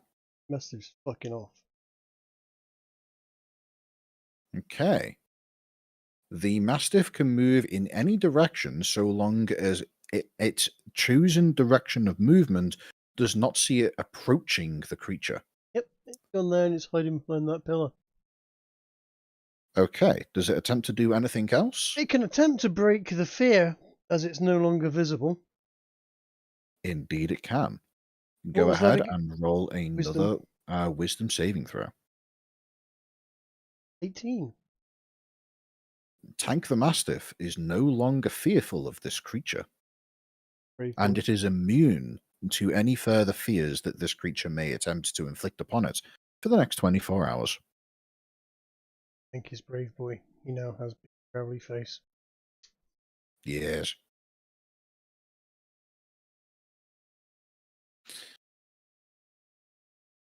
So, with that said, it now turns to Essig's turn. Yeah. Sorry, did anyone already do counter charm? Not yet, no. Okay. Am I actually in line of sight of this? Looks like you're actually hidden. Currently, you are not. The pillars are sufficiently thick that you can position yourself behind them in order to break line of sight for the purposes of attempting to resist fear. Of course, I need to get close enough to my teammates now that I look at it. Hmm. Range is Wait, counter charm again. 30. 30, yeah. I'm going to make the process of attempting to move a little easier for you. Oh. Give me a moment. Let me just Well, measure. let's see. There, So if you're I 30 feet away. were to move here, cast counter charm, people who in their turn within 30 feet of me would have the benefit. Oh, sorry, you That didn't see me needs to move. be- Here. Right. Hang on a moment. I'm going to give it a aura so that you know. I'm With the going to give it an closer, aura etc. that'll make things a little easier for you. Right. You can move to any location that is not that either is not within this radius or does not see you passing through it. That is how fear works. You cannot What get radius? closer to it. Can't see Oh, that can aura. you not see what I've just Yeah, generated? you've got to click the 3 dots at the end and set so that it's visible to players. Aha. Of course. There we go. That should do it. Whole map turned. Very helpful, yes, thank you. You started off 30 feet away from it, which means this aura is basically, if you enter this aura, you will now be considered closer to it, which puts you out, which would be meaning that you're violating the rules of fear. Okay. Where you are right now is valid. You can stop there if you want. Okay. On the other hand, that still means that other people won't be able to get close enough to me to receive the benefit, will they? Not unless you do the song for the purposes of benefiting just you and Cardgar. Screw it, that's what I'm doing. I'm just staying here and doing that to try to get us out of fear. Righto. You use your action to cast a to produce a counter charm. I don't actually think I have anything to do with my bonus action, so I'll just stay here and roll to see if I'll break Bardic the fear. inspiration. Oh, right. Thanks for reminding me of that. Yeah, okay, give that to a card guy. If you have it, you could also cast Healing Word. I do not. Let me check. No. Okay. Anyway, I give a Bardic Inspiration to a card guy. And at the end of my turn, I can roll again, right? Indeed. At the end of your turn, you can roll again, and you do so with advantage thanks to the effect of your Wisdom save, right? Wisdom save, yes. And I'm going to go ahead and do that to show the radius of your counter charm. Oh, damn. It's a That little late. Sorry. That is sufficient to be able to let Cardgar benefit from it, and your own personal wisdom save breaks you out of the fear. You can now on your next turn you can now move freely into the yellow radius.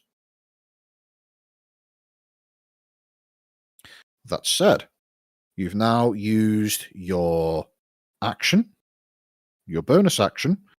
You have ended your turn by breaking the fear. That means it is now Cardgar's turn. Okay. Well, for my action, if you remember, I may or may not. Well, no, I did. I created a glass ball atop the plinth.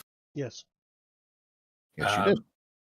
So I'm going to be working on the assumption that the stat block is as it is described, even though it's made of glass.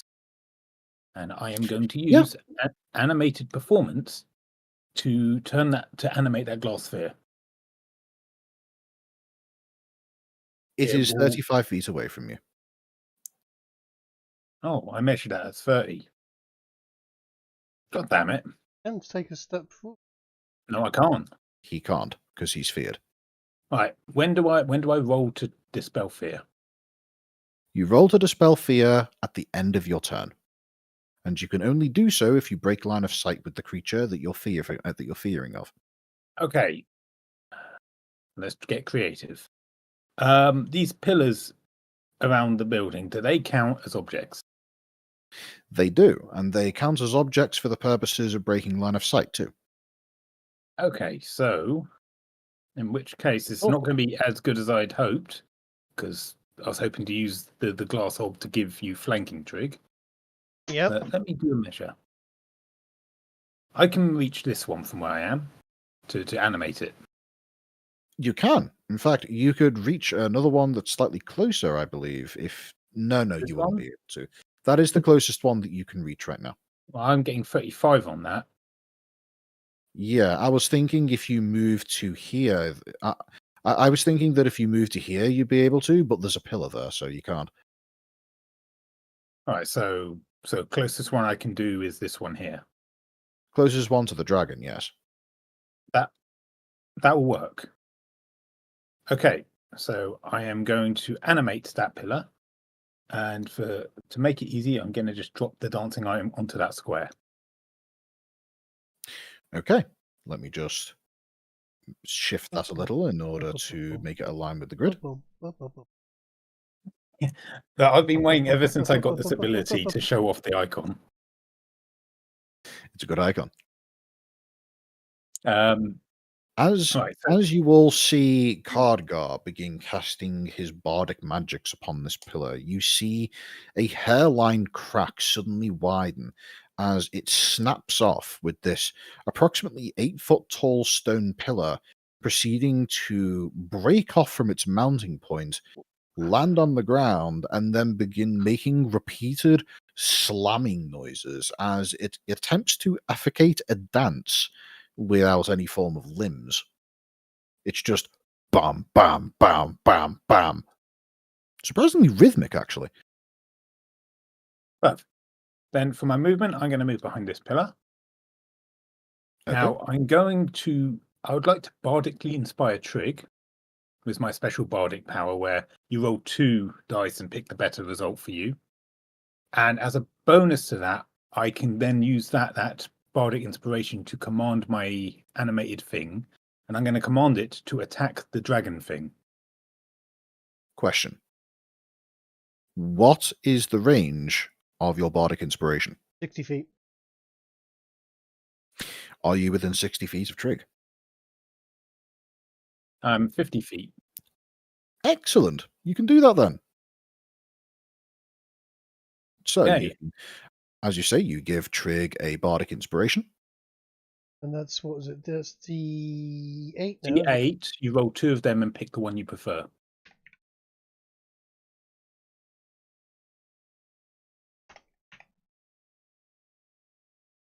I don't know why you're rolling it now. I don't know, but for the reference, it'll be a 7.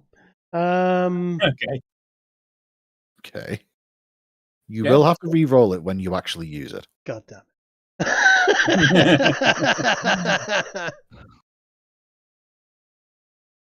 Okay, so then the last thing I think I will be doing on my turn is attempting to break the fear, which I will have advantage for because of coat, yes? You will. But before you do that, I will. The thing acts as part of your initiative. So let's just say that's incorporated into your turn. What is it that you're going to have the animated creature do? So the order I gave it was to attack the dragon thing. Basically, I pointed at our foe and said, attack that. All right. Go ahead and do the thing. You Okay, should so- have the available stuff as an available character sheet, unless I forgot to do that. Okay, good. I Good, should good. open its character sheet. Where is it? I had it open a second ago. There it is. Okay. So here we go. It moves forward. It's got a speed of 30 for movement. And here's the That's attack. good. Like a rocket-propelled battering ram, this thing flies forwards and misses. 16 misses. It doesn't have advantage. Oh, Why? Can I use? Isn't Can I it use my? flanked? Can I? It's flanked. Can I use? Oh, sorry. What was that? It's flanked. It is flanked. You're right. It would have to be one further to the north in order for it to count as flanking, which it can do with 30 feet of movement. Okay. Let's say that I did that then. Suddenly, it's able to hit and deals 9 force damage, impacting the side of the creature as it clearly didn't expect one of the surrounding pillars to suddenly become its enemy. Okay, and then one other thing you should know about it is it has this ability that will trigger at the start of the monster's turn. And I'm going to use it to reduce its speed by 10 feet. When any creature starts its turn within 10 feet of the item, interesting. Okay. Basically, this know. dragon wyvern creature can't help but dance now. Interesting. Right, and I'm going to roll my wisdom now. Go ahead. Can I use Coat's inspiration to boost this? Yes. You can, but I recommend that you find out if you succeed without it before you use it. That's fair. You can't do that. But yeah, I was going to say bardic inspiration. You can add it after the roll of the dice, but if the DM has decided that you failed, you can't then add a bardic inspiration. Read it. Natural 20.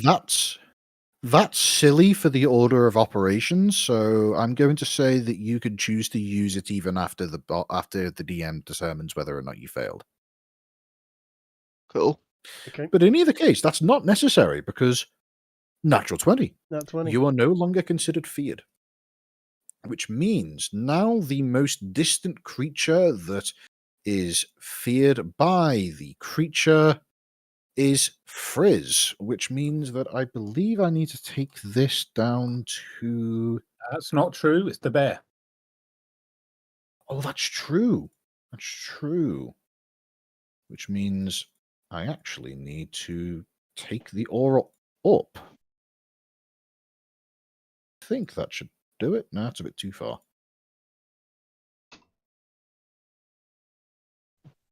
There we go. That is the radius in which the bear cannot approach the dragon. Okay. Bear in mind, you guys can move off of this rectangular terrace, just so long as you don't do it off the northern face of it. Does that mean you've prepared other maps? No, that means that I have not prepared other maps, but I can't be bothered surrounding this area with random bits of rocky debris. And there's a grid there anyway. Yes. Okay, It is now Ushanka's turn. Bear is going to go to here. He's going to get a little bit upset by what's going on and then going to roll a wisdom saving throw. All right. With advantage. Yes? Because Coat is giving advantage, yes. 20. Bear is no longer fearful of giant flying scaly panther thing. Nice. By the way, if War Dog is 30 hit points, just asking because my bear has 19. Yeah. Yeah, set Ushanka to 40. Okay. That's his turn, though.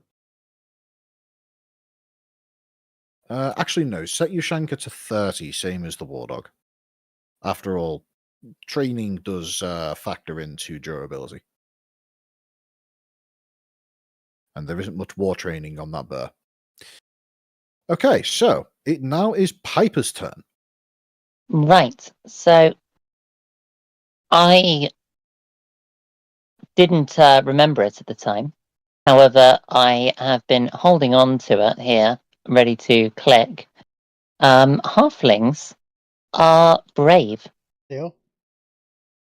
which means that I should have had advantage on Indeed. this here wisdom save in Discord, which means I shouldn't be feared.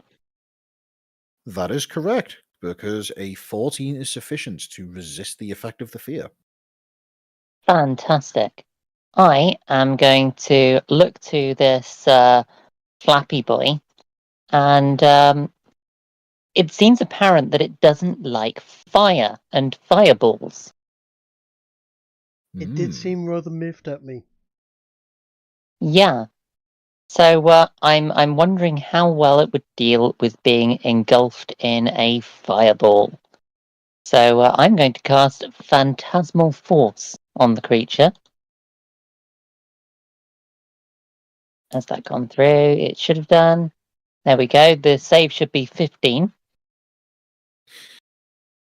And that is a wisdom saving throw, so let's see.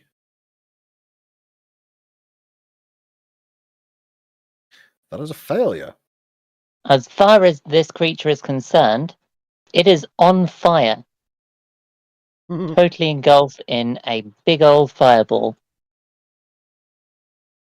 Okie dokie. It is engulfed in a swirling ember, or a swirling sphere of embers, which do not block its vision, but do prevent it from, but does cause it to feel as though it is constantly being burned, which it doesn't seem to be particularly happy about. Now, I'm just double checking. Do I do that 1d6 now, or? Let's see. Each round on your turn, the phantasm can deal 1d6. So, Fantastic. yeah, I don't see any reason why this wouldn't affect it on the first turn. So go ahead and roll a d6. Fantastic. Have 4 psychic damage as it fears it is currently being burned. Should also throw it off a little. I'm then going to use my bonus action and expend a bardic inspiration to take on a mantle of inspiration.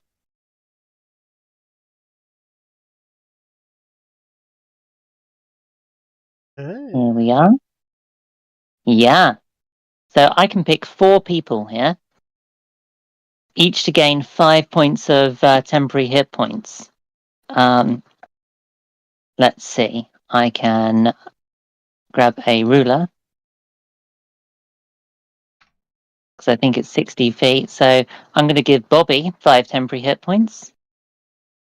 I'm going to give my... in fact, I'm going to give your doggo 5 temporary hit points. Ooh, thank you. And, I mean, the only other 2 things that are in range, I think... Have I got range for Khadgar? 60 feet, probably. Yeah. I do. I've got range for Khadgar and Esseg, so I'm going to go for both of you two. Also gain 5 temporary hit points, and you can move, I believe, your full movement immediately without provoking opportunity attacks. Well, I am definitely going to take that.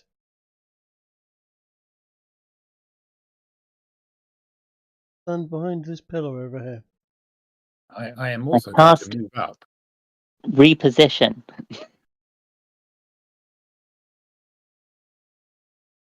It's so good. Coach, are you moving? What? You get to move for free. You get a free movement of your full movement due to And Bardic and I Inspiration, Mantle of Inspiration, and 5 temporary hit points. no, I misread. Apologies. It should be 8 temporary hit points. Oh, 8? Got it. 8 temps supplied. There is one thing. You must use your reaction to take this movement, which means until your turn rolls around again, you cannot use attacks of opportunity. Got it. Done. Acceptable. I'm then going to hop onto Frizz, and Frizz is gonna dash behind this pillar here, where line of sight should be broken, and it should be able to make a save. Indeed, it can, and in fact, given that presumably Essig is maintaining his song, it does so with advantage. Precisely. Let's make that I have no wisdom save. reason to discontinue it. And a 13 is not enough, is it?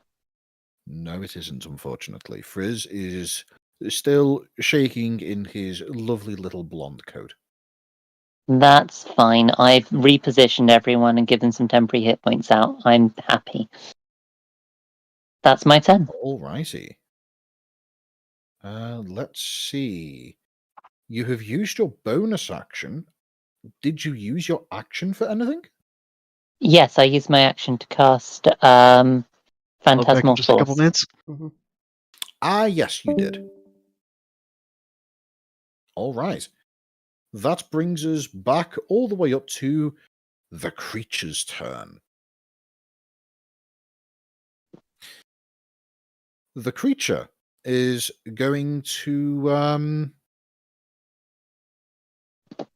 it's going to see that you have been inflicting fireball on this thing, and it's going to decide that it really doesn't like that. So it's going to use fireball on its own. You see as it once again rears back, breathing in heavily before ejecting a sphere of flame. It flies out, impacting right onto this pillar here, engulfing Piper, Frizz, and Essig. Do I get some modicum of protection from the pillar, as I am currently not in line of sight of the creature? I'm afraid not. Yeah, fireball goes round corners, sadly. So, I would like each of you to roll me dexterity saving throws. And we will have to wait for Essig to come back before he can do that. So I suppose now's the time for a short duration break, I suppose. For as long as Essig is gone. Oh, code. Drink time!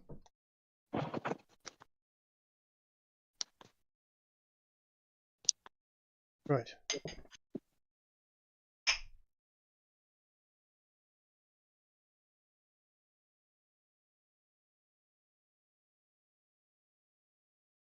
I'm just going to go take a quick piss.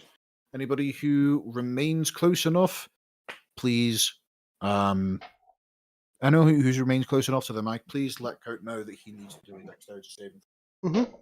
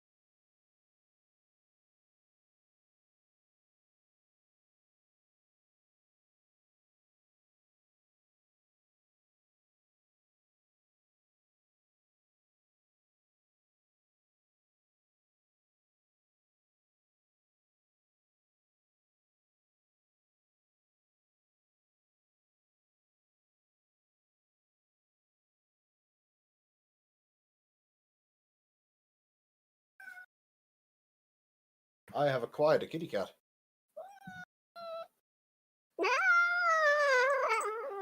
Oh, no. The cat has fled. That cat did not seem happy. He doesn't like being picked up. He likes being cuddled, but not being picked up.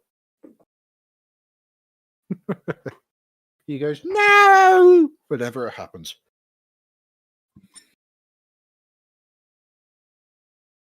Right, we are having what Kiki described as boat coffee, and what I would describe as Christmas coffee, and what other people would say call alcoholic coffee. Not boat coffee, boat milk. It's okay, boat milk. It's Oh, good in fucking hell. cereal. Fucking hell, that's welded itself on. I'm also going to go grab a quick drink. I'll be back shortly.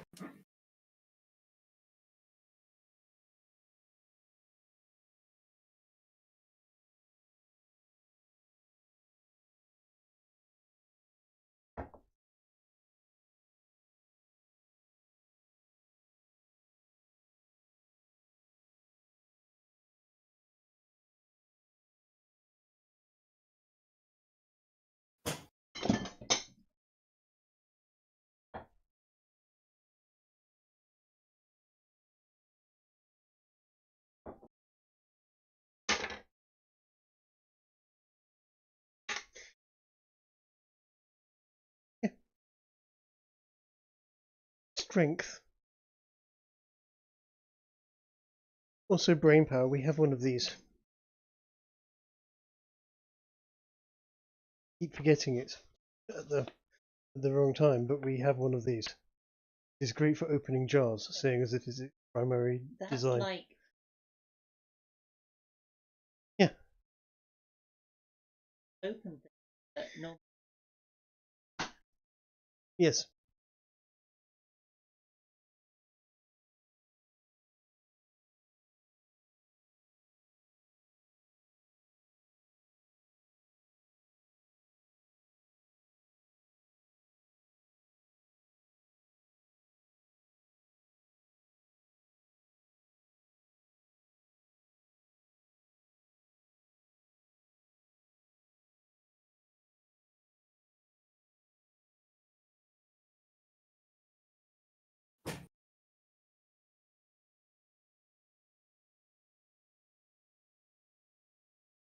So is it just me here at the moment? No one else?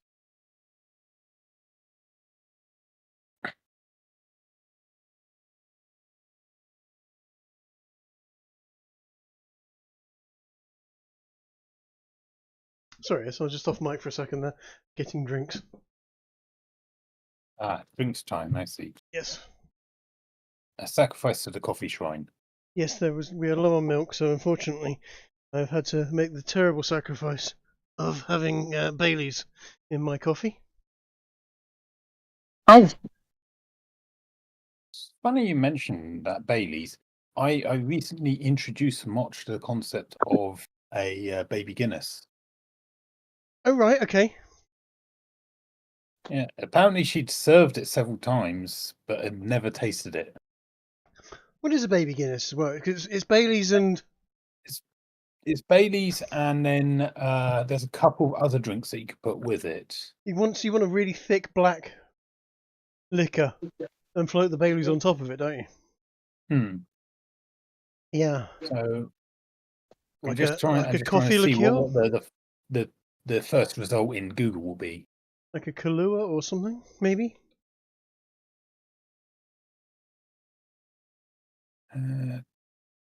good gods. I've just re-rolled my deck save because it was a nat one. Yeah, you have. So all right. So the ingredients according to Google are Bailey's, Black Sambuca, and coffee liqueur. So Kahlua. Yeah. Yeah. Or Tia Maria, I think's the other one. Again, Tia Maria, Kahlua, they're all coffee liqueurs.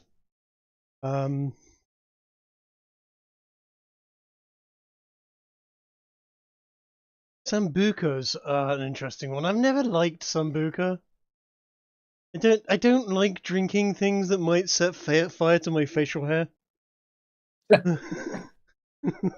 Yeah. I know you're supposed to I'm trying blow to it remember. out, but it is a very, very pale, almost, completely transparent and colorless flame. And I have a lot of facial hair and rather a nice mustache, and I don't want it burning off for the sake of stupid meme drink. Well, there is that. I think the black Sambuca's not as bad as the white Sambuca for that, though. Hmm. If I remember right. My old boss, he loved the black Sambucas. It was the shot of choice whenever he was buying round. Such a fucking faggot. Sorry, but that is the girliest drink ever. Is flaming sambucas. It's such a mean- fucking woo girl fucking let's get fucking wrecked drink. It fucking flaming sambucas followed by some fucking really rude named cocktail, followed by taking their fucking tits out and dancing on a table whilst waving a cowboy hat in the air and flashing their thong underneath a very small mini skirt. Yeah, I don't think he ever did any of that. And yes, I have described an awful lot of Saturday nights that I witnessed. That wasn't me, obviously. I don't look particularly good in a miniskirt, and no one wants to see my tits. Indeed. However, my friend Lindsay back in the day, boy, did she ever like to fucking take her top off in various places.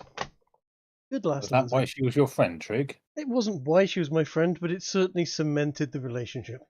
Good lass, that. I mean, I've been to a fair few boat parties like that as well. You had me on camera at a boat party like that. I was chatting away with you and your friends, and suddenly there was tits.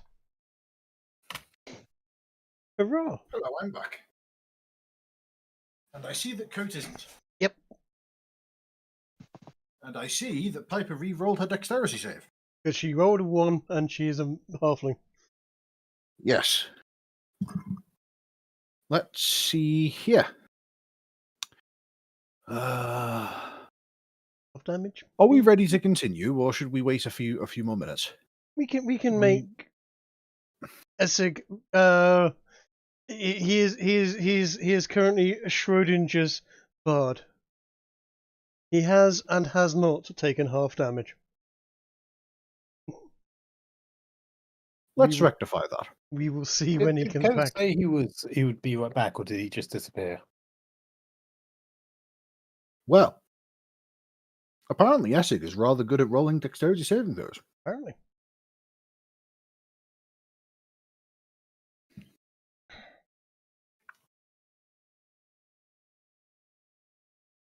Time to see how much damage you guys take. Yes. Welcome back.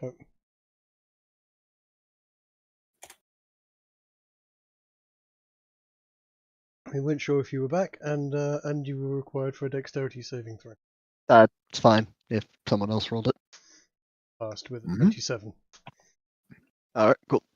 It's not exactly is like it I with need you? really to discuss that. It's just like, yes. What I is it will. with you and rolling 27s, Chin? Yeah. Interesting. Why 27? In either case, the creature's fireball isn't quite as powerful as the one previously impacted to it by Bobby here, but still hurts like a bitch.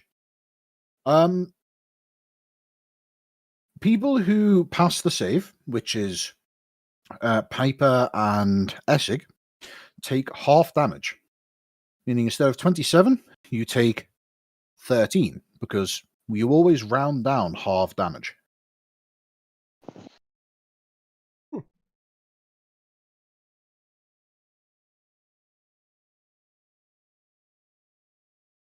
Oh, did you roll for Frizz? I did. Frizz only got like a 11. Oh, yeah, he did. Which means Frizz is down. Does. But not for long. In fact, can temporary hit points bump bring people back for a round, or does it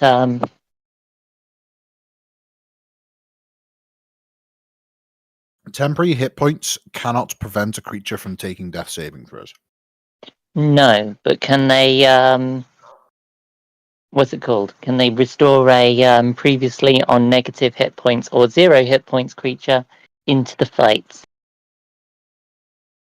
Not unless specifically stated so. And Right. these ones don't.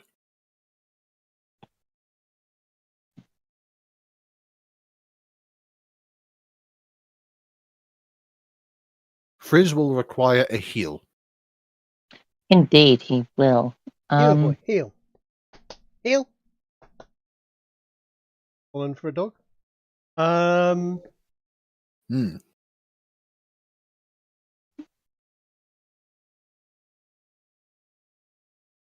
Who do we have for healing in the party? Actually, me. I have cure wounds. Ah, The Wyvern has thrown out a fireball, striking the point between Essig, Frizz, and Piper. It then jumps into the air and begins hovering in place, 20 feet off the ground. Does that create an attack of opportunity for dancing item? It would be Yes, it moving does. out. Yeah. All right. Also, does it dance as it hovers? As it was on the ground, you would have been able to spot that its foot was tapping. But both of its feet are just kind of wriggling at this point. It's not really much of a dance. Anyway, a 17 does hit. Takes 7 force damage.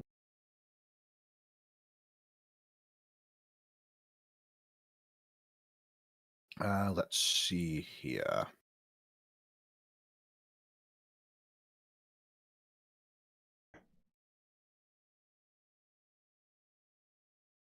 Right. We now move on to Bobby's turn.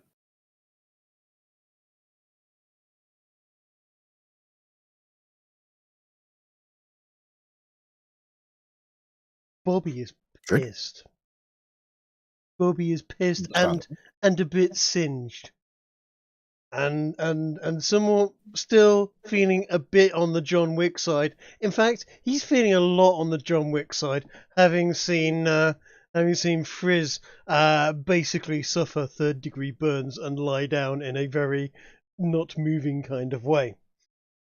So he's going to get very angry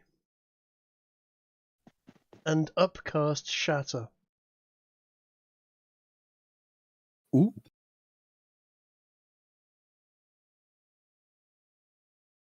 Oh. That's really unfortunate. It's rolled it wrong. When you say you upcast Shatter, Yep. how much did you upcast it to? It starts off at second level. Yep, I was upcasting it to third. Okay. So it should have had an extra Shatter. D8. Shatter by default rolls 3d8. Yep.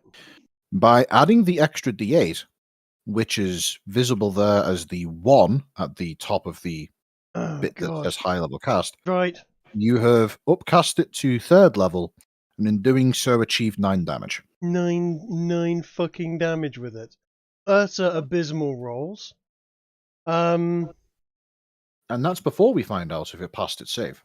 Yeah.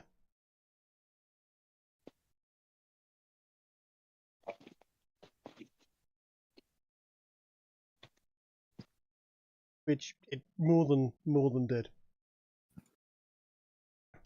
Yeah. It was taking what, 5? 4? 4 damage. 4. It took 4 damage, and I'm terribly sorry, Trig. Yep. It really didn't give a fuck about that. No, it didn't, and it should have fucking clobbered it.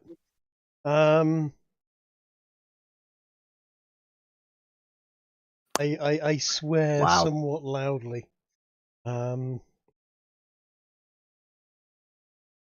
Yeah. You all see as the shatter rings out on the creature's body, and the rhythm of its flapping doesn't even cease for a split second.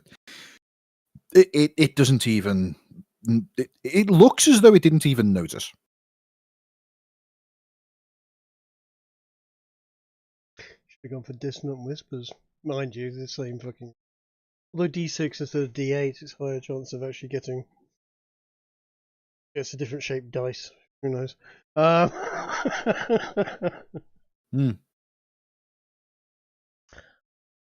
Bollocks. Well, in that case, I shall just sit there seething and waiting for a chance to use a reaction. Should he give me a chance?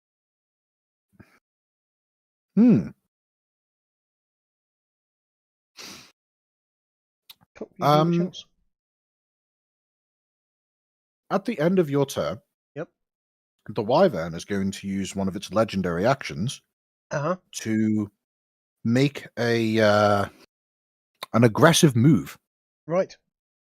It rapidly beats its wings with an additional beat of force. Under normal circumstances, this would be sufficient to send people flying off their feet, but it's doing so in order to relocate itself down towards where Essig is, landing immediately next to him. Right. No other effects are observed. So it doesn't hurt me or anybody else, well, me in particular, in any way. Correct. Shame.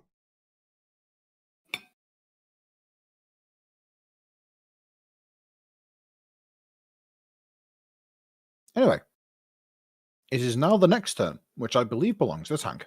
It does. 1, 2, 4. Sick'em boy.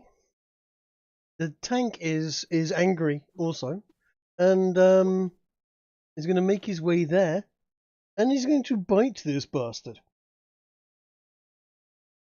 Flappy fucking big fucking crow. And yes, it's flanked, so he gets a crit. 23. You can flank if you move 5 feet to the right, which I assume you're going to do. Yeah. DC 11 strength saving throw or prone. Yes. Plus 10 piercing damage. That is a pass. Yeah, I assume. I don't need, yeah. I assume a wyvern wasn't likely to get knocked on its ass without doing something god awful. But nonetheless, 10 damage. Indeed.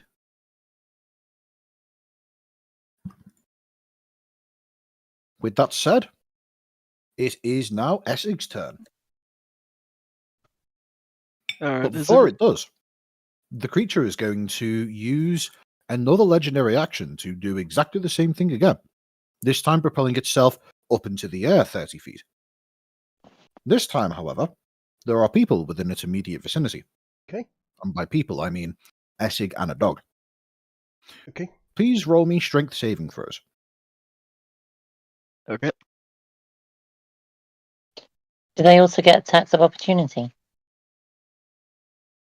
I don't have my reaction. No, they do not. It would have. No, he takes a hit. You should have a reaction. It's a new combat round. Reactions get reset on your turn.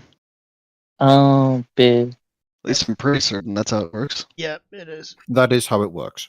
But even if that were not the case, you wouldn't be able to make an attack of opportunity because this thing that it's doing right now gives it the ability to move without receiving an attack of opportunity whilst dealing 1d6 to anybody who fails the strength saving throw.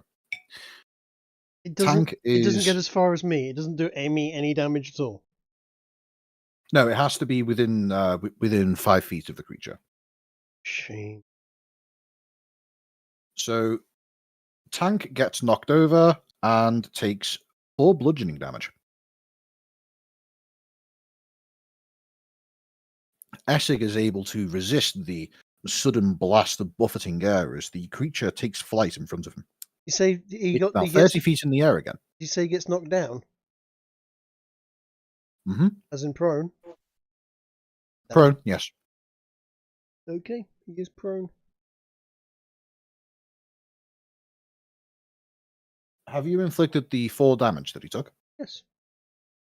It has come off I the don't. 8 temporary hit points that he has. If you click on him, you'll see in red there is 4 there instead of 8. The 12 is his armor class.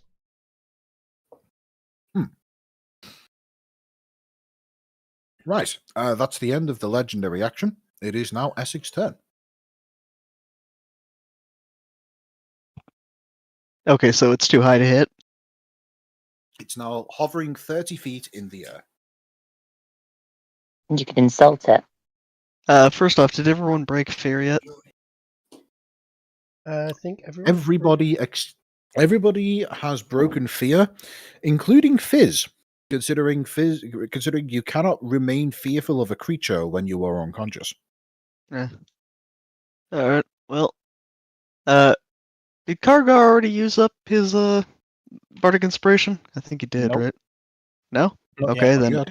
who doesn't have it right now? I've got I mine. think Kiki doesn't have.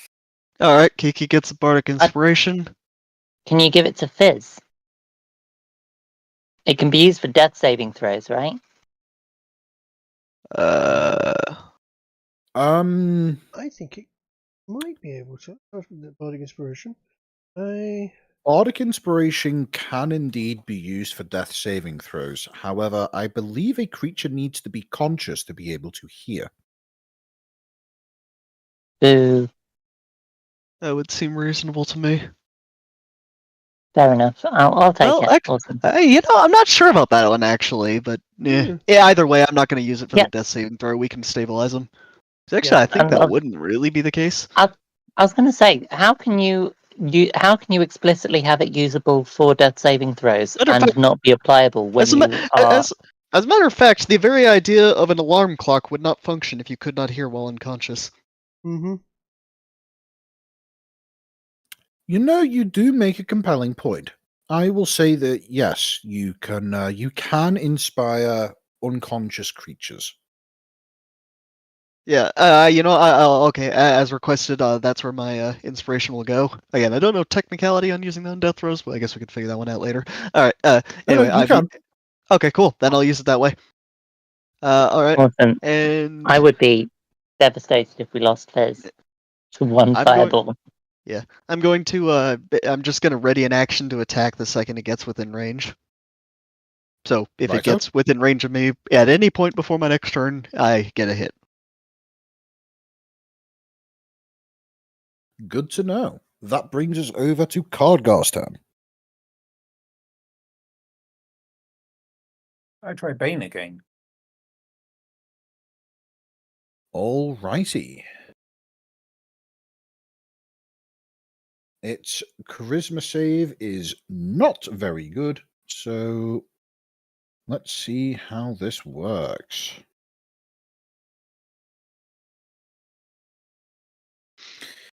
What is your DC? 14. It passes. Christ's sake. That is highly unfortunate. I'm sorry. Has Yeah. it been born to the darkness, molded by it? What? Yeah. That's a shame. Because if I was able to successfully cast Bane, then the effect of Bane would have made the successful cast of Bane. Yes. Indeed. Hey, consider the following. At least you didn't upcast this shatter to 3rd level and achieve 9 damage. That's Four- true. four- though. four damage. I'm trying to avoid using shatter 4 damage. near the center of this arena, just in case we destroy the pillar. It was, in the air at the time. Indeed. Speaking of, it is now 30 feet in the air. Bear that in mind. Yep. Okay. Let's see what I can do. Well, that was my action, so I can't attack this turn, can I? Not unless you can do something with a bonus action, no. So I think I will just move to here. And no one needs bardic inspiration at the moment, do they? Nope. Kiki does. Oh yeah, Kiki does. All right, Kiki, you can have the re-roll, double roll inspiration. And Awesome. Thank you. I will use the bonus effect of that to instruct the dancing item to attack the wyvern. The dancing item is able to fly. It can move up to 30 feet All right. in flying movement. So that'll move over there and attack. Go ahead and make the attack. 15. A 15 is sufficient. 4 Take force damage 4 is force inflicted. damage and irrepressible dance at the start of your turn. Indeed. Okay, that is my turn. Okay. Ushanka still gets to do something. He is going to be cowering back there. Whilst he is not afraid, he is afraid. Yeah. This is his way. There is still some food on the Aw. floor there if he wants to have Oh some. no! What? That's just not my drink over. Ah. Yes, Oh, it there is goes that. that new computer. No, the new computer is up here, out of the way of drinks. There now. All right. Who Okay. next? At the end of your turn, it's going to use a legendary action to propel itself through the air again. This time positioning itself here and hovering in the air. How high up? It's still 30 feet up. Okay.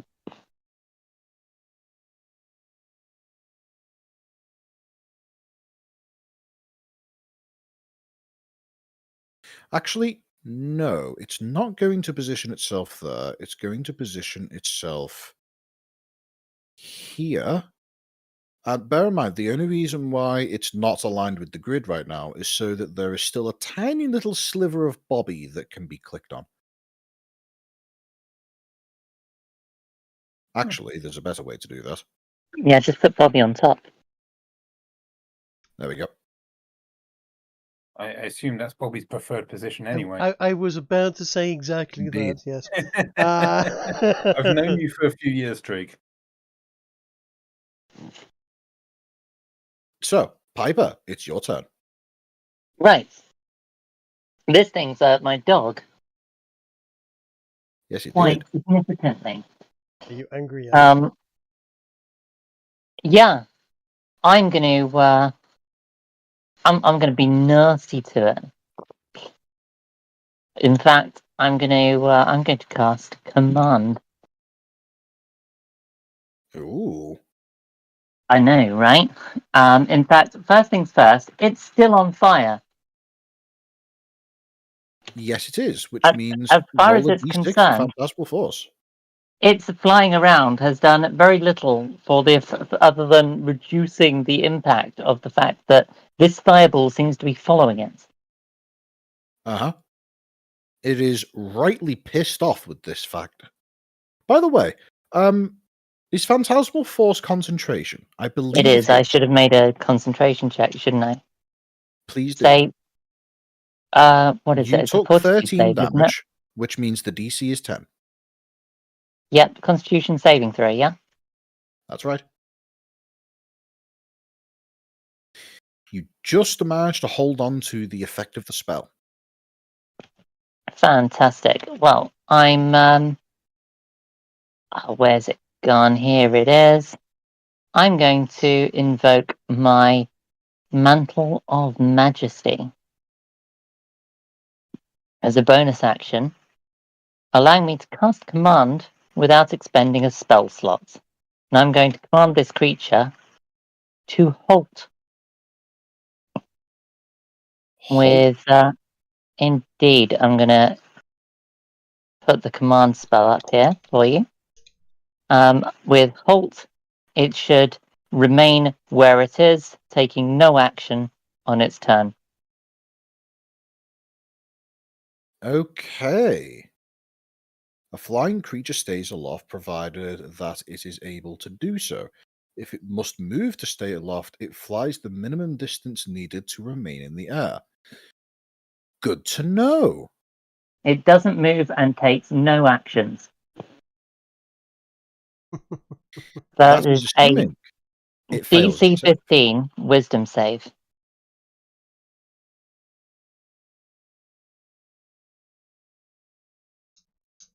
That is a that is a 17 plus 3, meaning it passes the effect of your command. Fantastic. Can I cast a second spell? You can only cast one spell per turn, I'm afraid. Even if they're both different action types? Even if they are both different action types. That's dumb. You're still I casting. agree that it is dumb. However, whilst I cannot remember the nature of the arguments, I have heard arguments that justify this rule's existence. It's a bonus action. See, here's the odd thing: is you can cast a spell as a full-blown spell, do a move, do a bonus action, You know what? and then do a fucking reaction spell. You know what? I'm going to say that because the nature of the rule that says you can't do a spell specifically says it has to be a leveled spell, which implies the consumption of a spell slot, I'm going to make an exception for the fact that you didn't consume a spell slot with this. Fantastic. In that case, I'm going to consume a spell slot. And what's high levels? Use the spell slot second level or higher. You can affect one additional creature. Nope, fine. I'm going to consume a spell slot to cast command and say it again, but firmly. Hang on just a moment.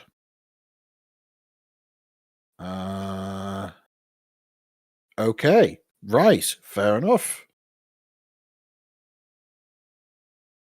This time, the effect seems to stick, as its attention is drawn to you, and it stares at you menacingly, but otherwise doesn't move.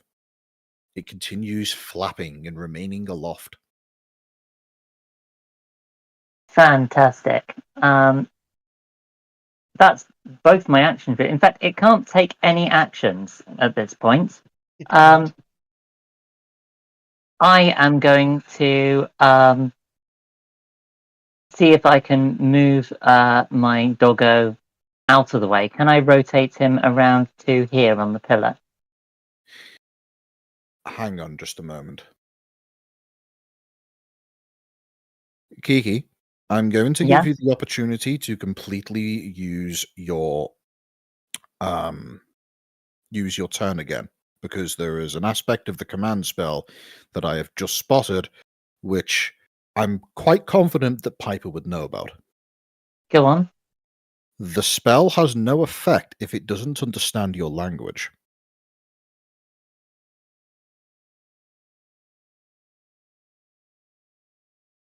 Right, I see. Well, that buggers that up, doesn't it? I'm afraid so.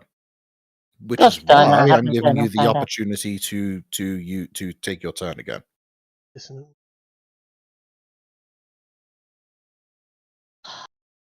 Fine, let's do I'm gonna do a vicious mockery. I'll call it a, I don't know, a featherless chicken or something.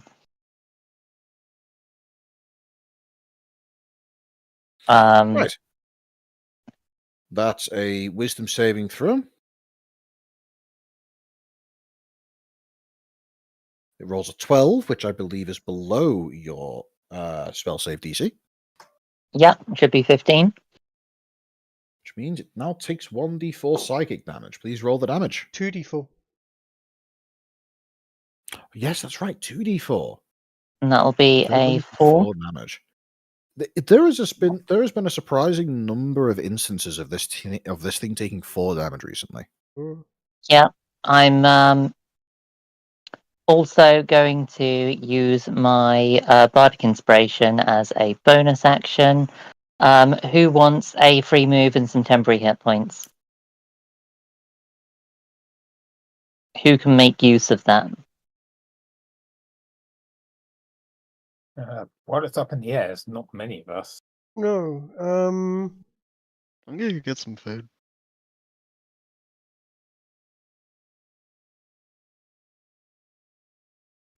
As a bonus action, you can expend one of your bardic inspirations to grant yourself a wondrous appearance. When you do so, choose a number of creatures you can see. Yeah, you can do that on up to a number of creatures equal to your charisma modifier, which is, I believe, 18. It is indeed. I can do 4 people. Right. So basically, there are 4 charges of free movement plus a topping up of temporary hit points. Who wants it? Presumably not Coatrack, considering he just left. That topping up of extra temporary hit points, does that add on to the temporary hit points existing? No, Or- it resets them. Right. Okay.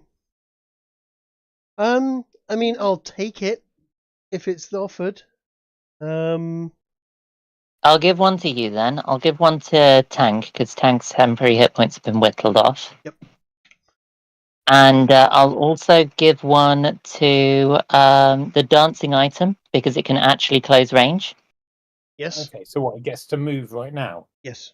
It gets to move right now. It's full action. It's full distance. Alright. So it's almost a shame because I was planning to ride it into battle and have it drop me on top of this thing. But Well, I can give you one as well, and then you can. You've already used it on me. No. Yep. No, This is a different turn. Oh, so wait. All right, let's check with Ginger.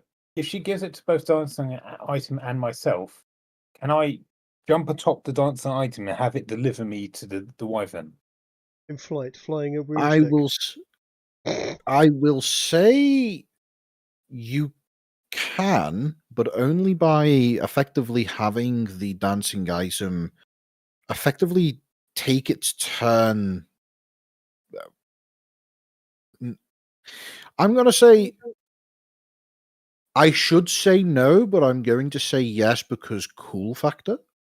Cool. I mean, comedy factor. Perfect. We've got our 4 targets then. Right. All right. Do I do that now then? Go for it. All right. So I'm basically going to have Kargar just leap atop the dancing item. Dancing item's then going to fly over to the wyvern and then tip Kargar onto its back. Alrighty. Is that the end of your turn? I've got a movement left. I'm gonna. Can I try and move the dog out of harm's way and closer to someone who can heal him? I'm afraid not. You can drag the dog, but given the size difference, I will say that you'll have to pass a strength check in order to do so. I will gladly make a strength check for my doggo. Remember, you're inspired. That is insufficient. That's insufficient. Ez, your is right. Both your I- your thing is inside the wyvern at the moment. No, above it. I'm Okay. Ginge. I'd like to lucky that if I can. You can lucky if you want. That A 14 should be minus 2 brings to 12. Yep. I would say that is sufficient to move the dog at your half movement speed. Fantastic. I'm going to move the dog down this way.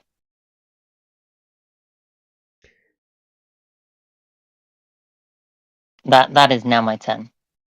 And the dog gets a death save, doesn't it? The dog gets to make a death save.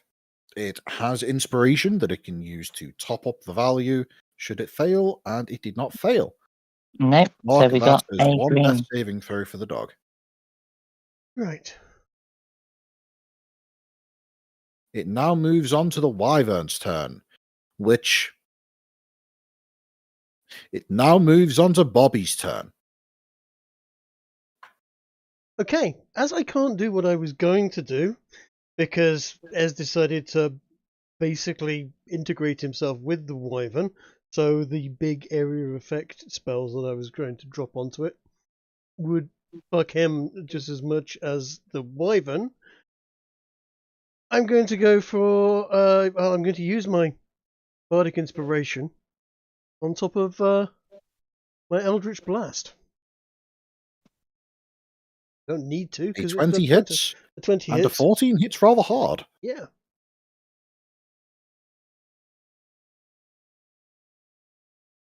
Okay.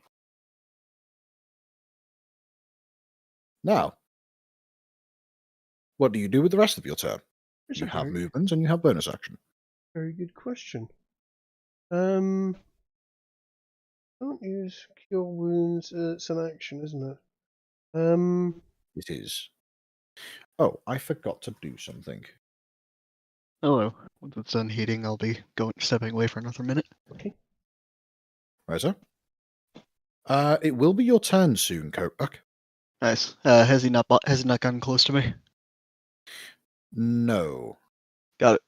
Okay. I'm as a bonus action, I'm going to get my anti-light lantern out of my backpack and ready it for use next round. I'm also going to step back to next to my doggo. And my doggo is going to step round behind me, Alrighty. ready to attack anyone that goes anywhere near me.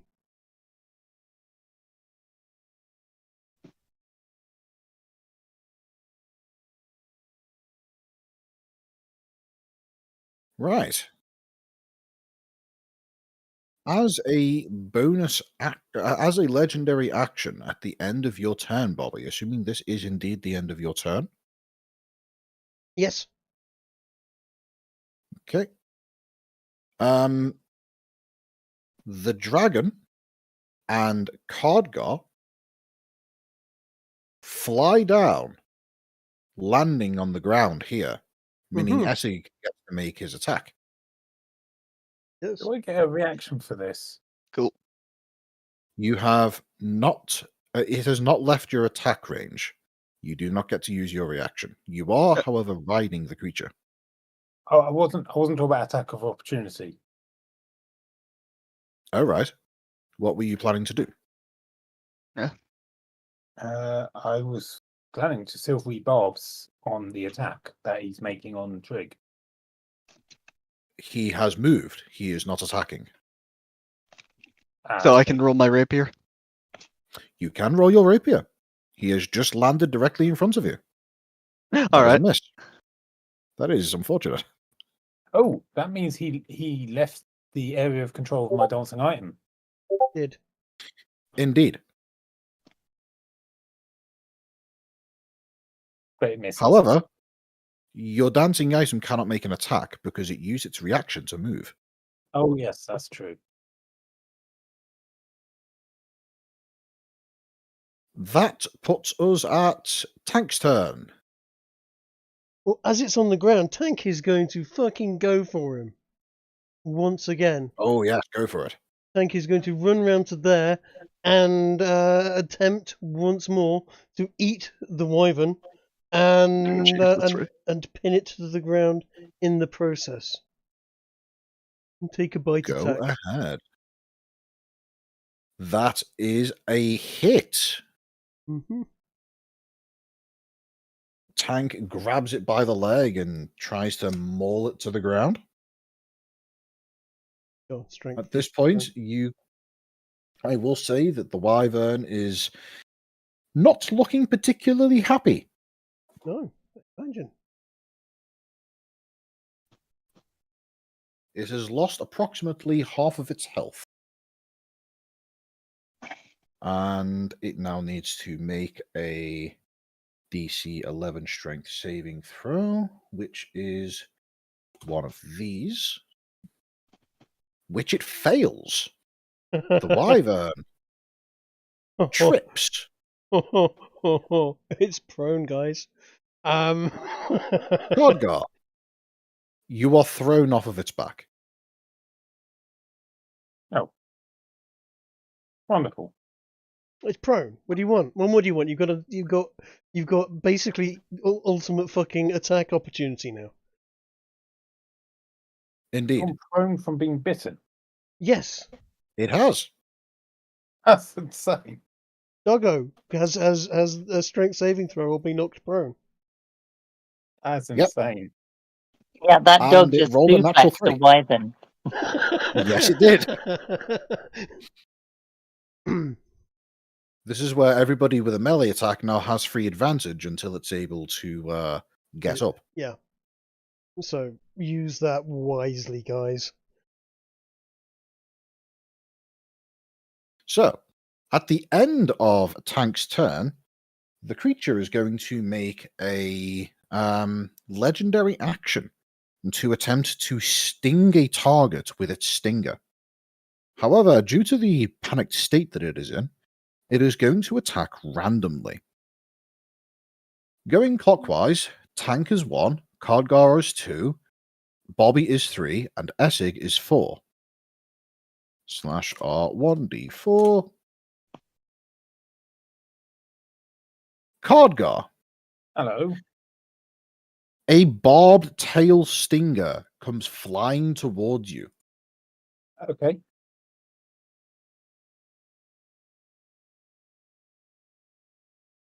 Stinger attack. Does a 6 hit? I have an AC of 18. That does not hit. The creature has wasted its attempt to sting in its flailing state.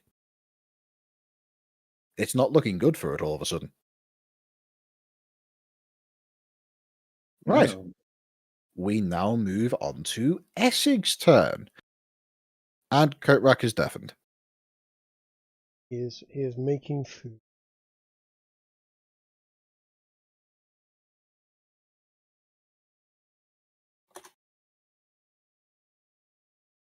We'll give it a minute to see if he responds to my ping, and if not, then I will stab on his behalf.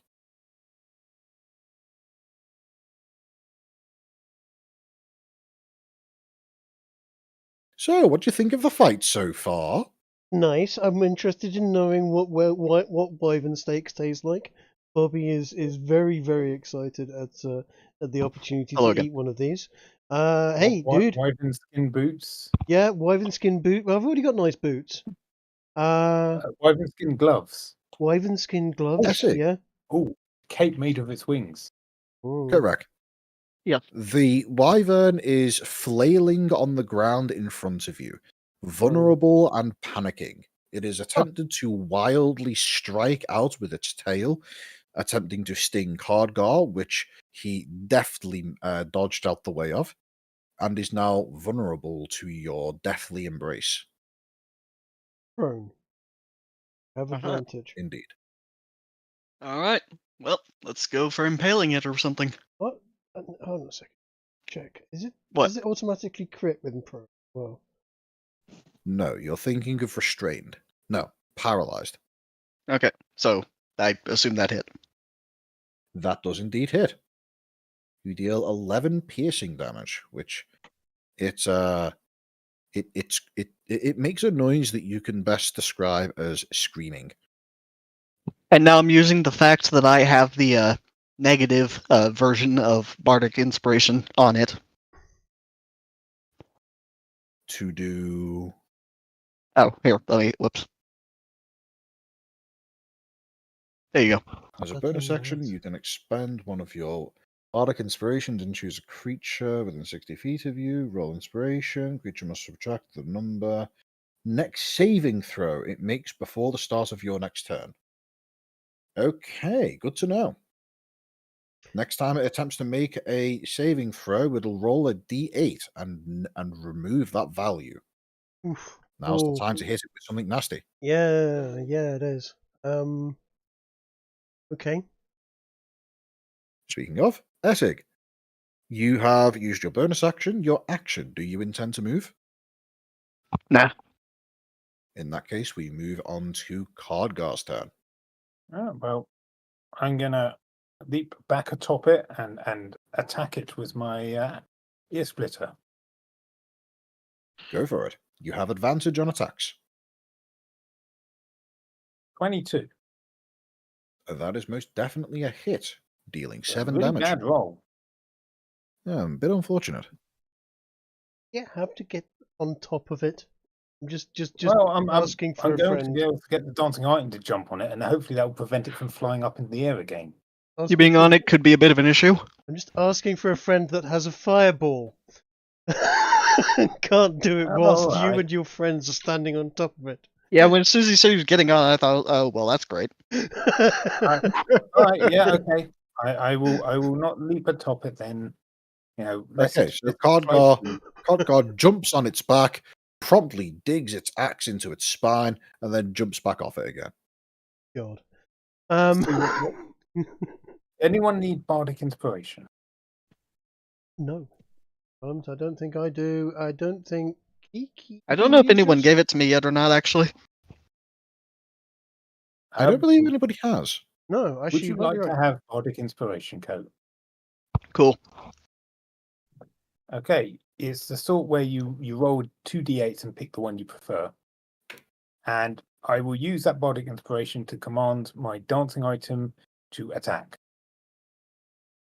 Okay. Roll the attack. It has advantage. 16, Both a that's 7. 15 and a 16 hit. That's 7 force damage. And Indeed it is. both Trig's dog and the wyvern are affected by irrepressible dance. So I'm going to give plus 10 to the dog, minus 10 to the wyvern. Nice.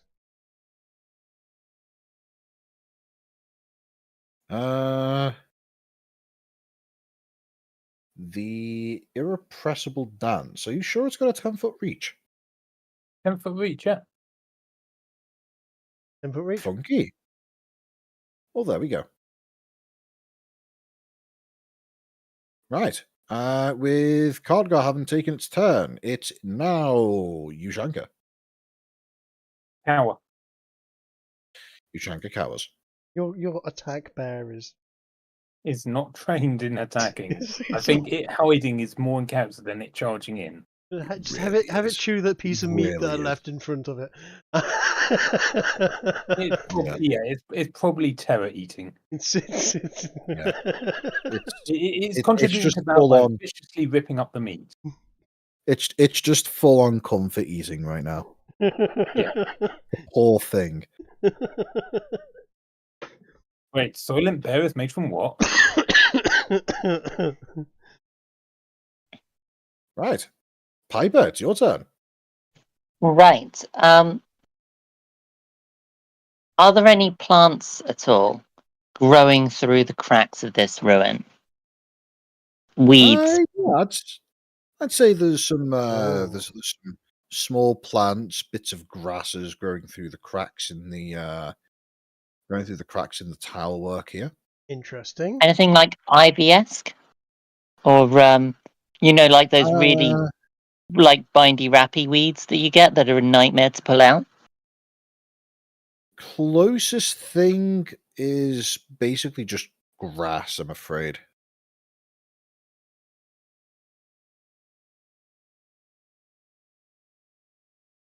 Okay.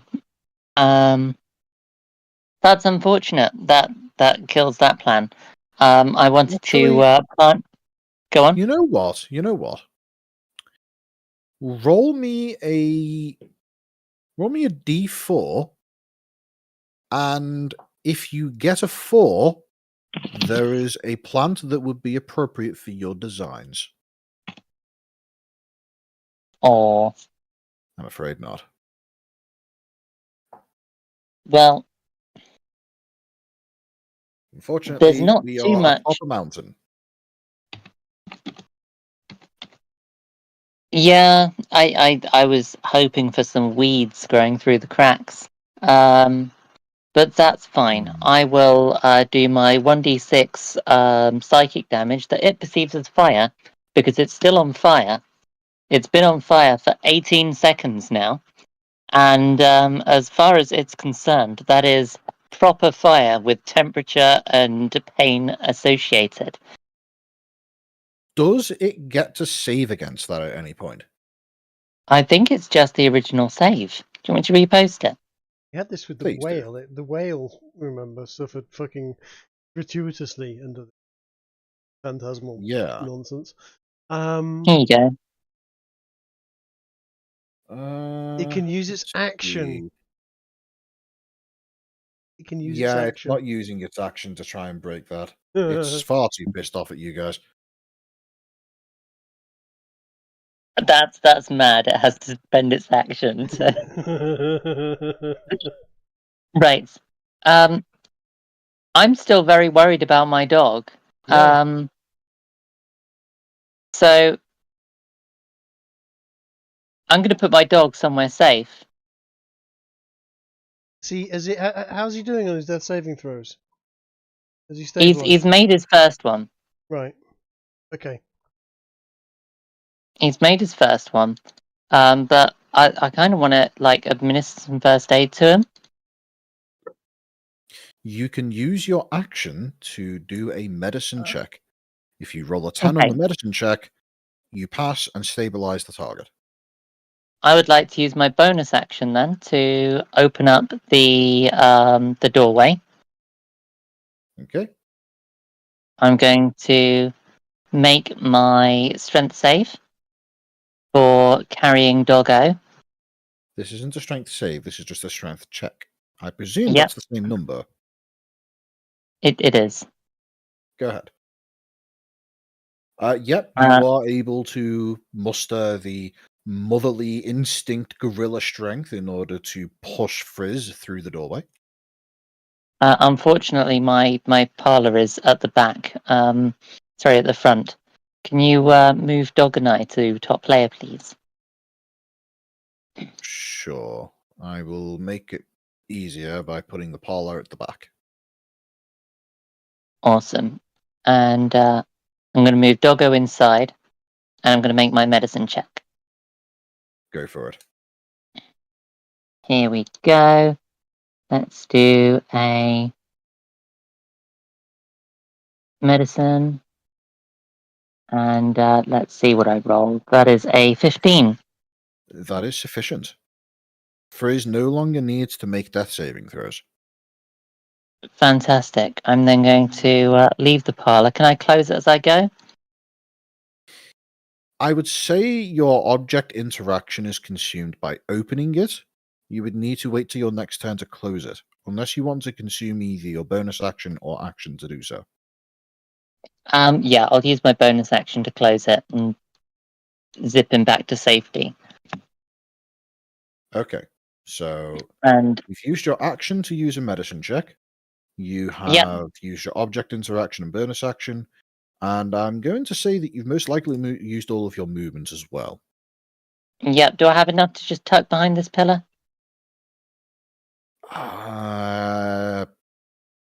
Yeah, I'll be nice. I won't try to do the maths. That's me done.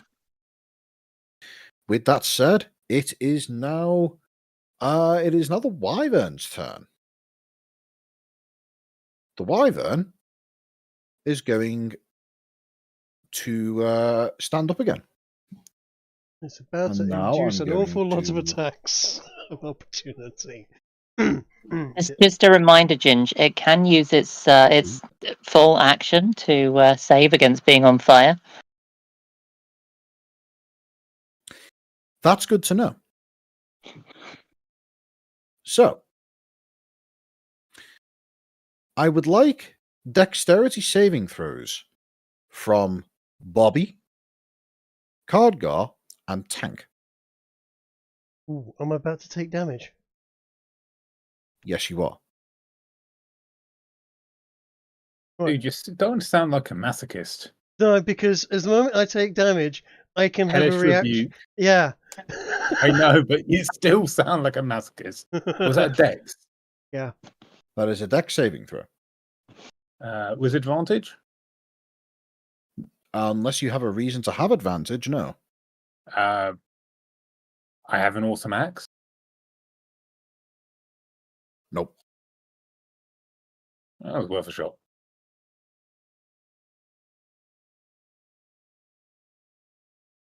And the wyvern also makes a dexterity saving throw, as a matter of fact.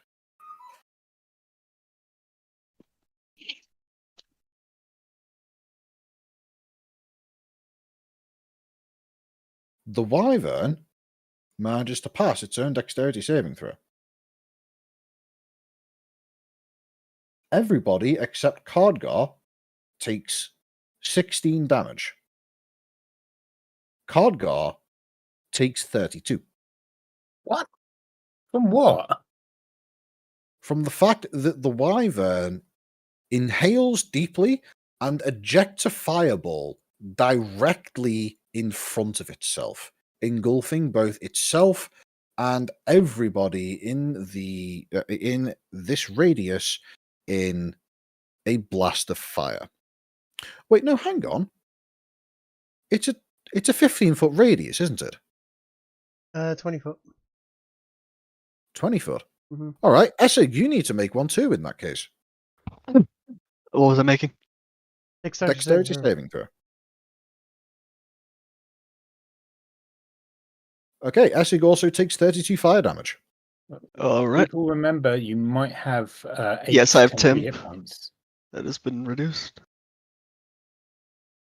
24 spare. All right. Got it. Done. I always forget about these tools. Yeah, same here. It has now fireballed the area, and it appears as though nobody's fallen over, which pisses it off. It's also going to be fairly pissed off at the fact that in doing that, I'm going to drop a one of these on it. A hellish rebuke. A hellish rebuke. Oof. That's another dexterity saving throw from the wyvern, which is a failure. Mm-hmm. Take an extra 13 damage. Big burny fucking bitch. A gout of flame streams from Bobby's in already burned hands and sprays along the wyvern's body, thoroughly cooking it. At this point, you can see motes of burning scales covering basically the entirety of this thing's body.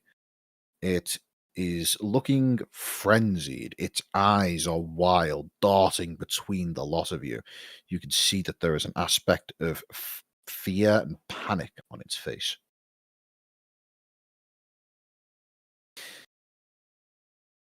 It then ends its turn, and as a legendary action, it is going to propel itself 30 feet into the air, forcing Can you do everybody around legendary it. at the end of your own turn?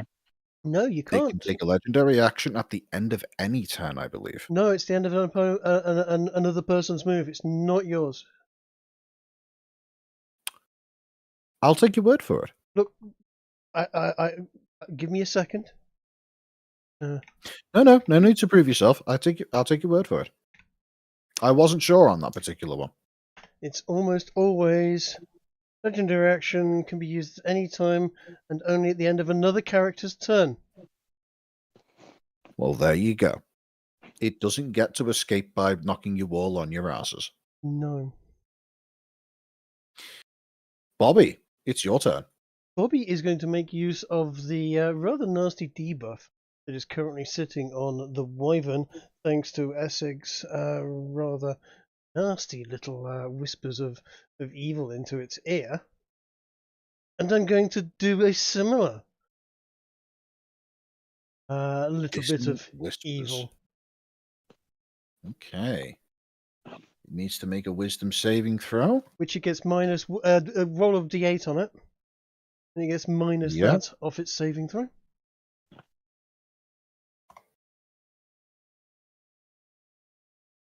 That's the negative D8. So, And the wisdom saving throw is one of these.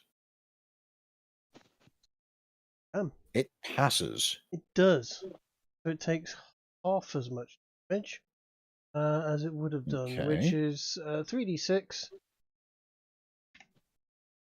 Roll 3d6.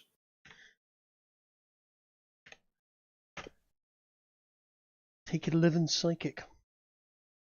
Doesn't find itself. It takes half of 3d6. So that is 5.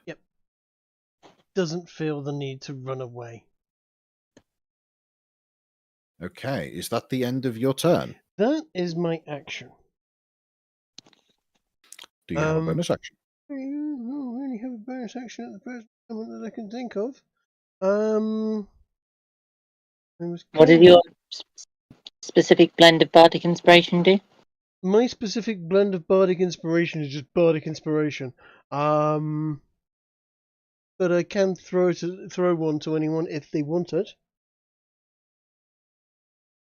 I still haven't used the one Coat gave me. I still haven't used the one you gave me. The thing is, this thing's not actually attacking very often. No. But what I am going to do is have Tank do what he does best, because it's his turn now, because I've ended my turn, and Tank is going to At the end? do another attack when it's his go. Well, at the end of your turn, Mhm. the creature uses its legendary action to propel itself into the air. Mhm. I need everybody to roll me a strength saving throw, please. I assume the dancing item is not affected because it's flying. The dancing item is flying how high? Somewhere between 20 and 30 feet. I can't remember how high the wyvern was. The dancing item is not affected by this. I got a 0. And I don't even get to re-roll it because I didn't roll a nat 1. Oh, Christ. Wow. Can I expend my bardic inspiration on this? Yes, you can. Oh, In fact, anybody can Okay. spend their bardic inspiration on this. in that Oh, case, sorry. Did I not roll for something? You need to roll yeah. a strength saving throw to avoid being knocked on your ass as this thing rapidly takes flight. I don't even sending think gusts about of us. wind in all directions. What was the DC? Because I seriously doubt I can make it even with the roll. The DC is 14, No. which means Yes, I literally No, can't. you All don't. right, cool.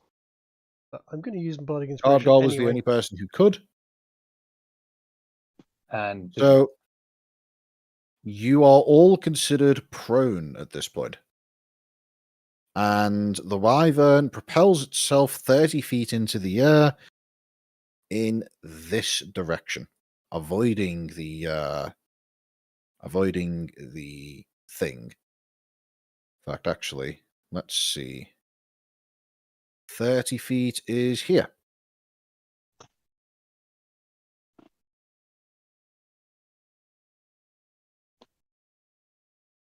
It is now the Mastiff's turn. Tank. Mastiff is going to get up, run over behind that pillar next to me. That is not a pillar. That's a 5-foot tall pedestal. Okay. Pedestal then. It's still a rock formation that sticks up in the air that's roughly cylindrical. Okay. It's whatever. I'm not being pedantic. I'm just making sure you know. There is an awful lot of P words here, and pedantry is one of them.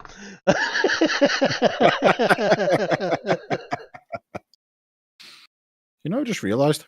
Mm-hmm. Doesn't need this anymore. No.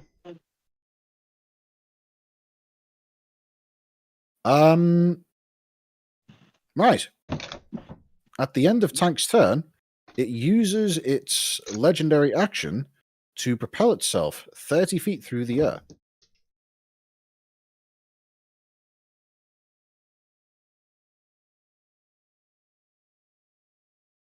It is now Essex's turn.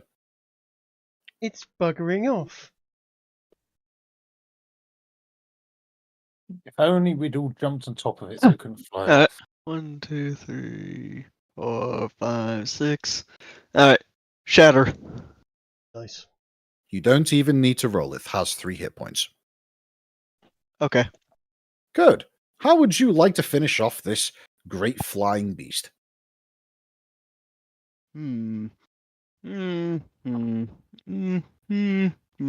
Actually, It would be no. Yeah, Please okay. roll shatter. There is the slightest hint of a possibility that it survives.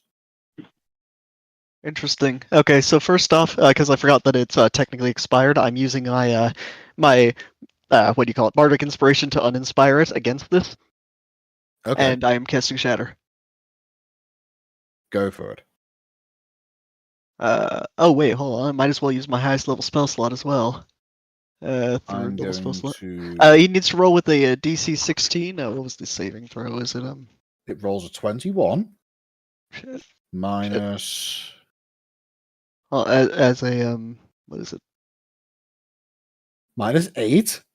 So that's a Failure. That's a 13. It Yeah, died. failed. How do you want to finish it? With this shatter. But I specifically, because it's flying away and I find it funny, I shatter one of its wings. Ah, right, okay.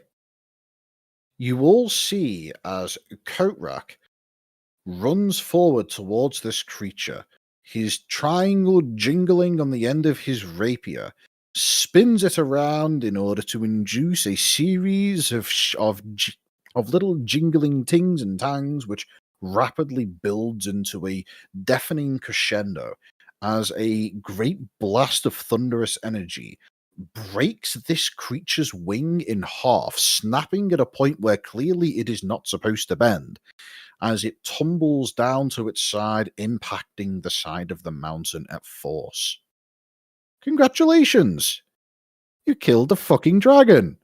Nice. Or at least a dragon-like creature. No, I think you'll find it's actually a flamingo.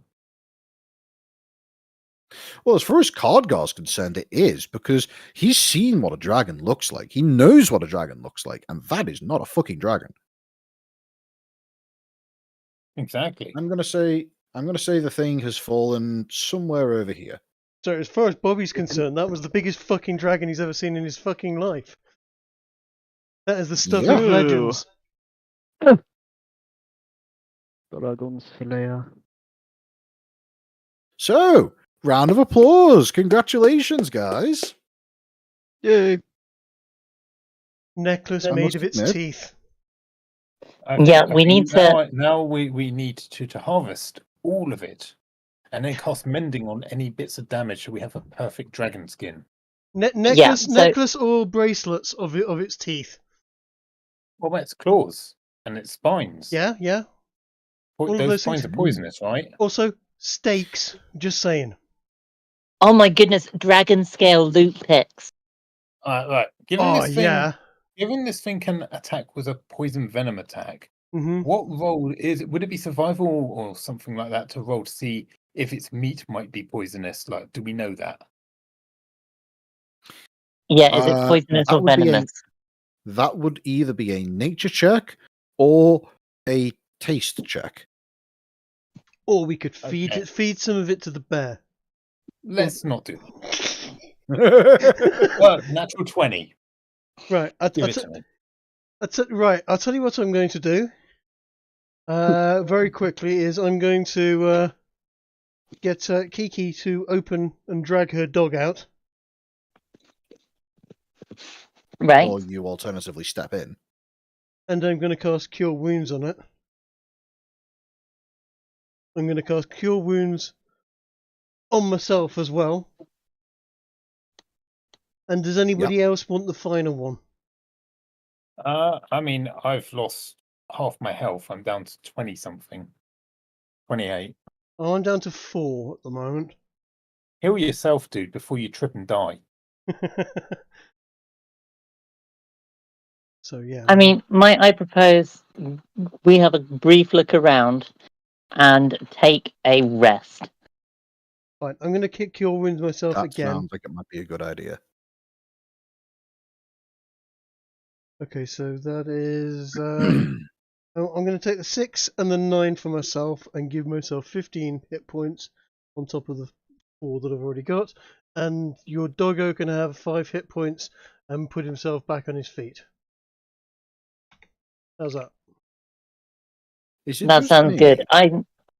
I'm also liking the idea of just taking a short rest while we work out what we're going to make out of this dragon, Cool. and maybe playing a song of rest as well. I too will play Yeah. the Song of Rest for people. Yes. Song of rest all around.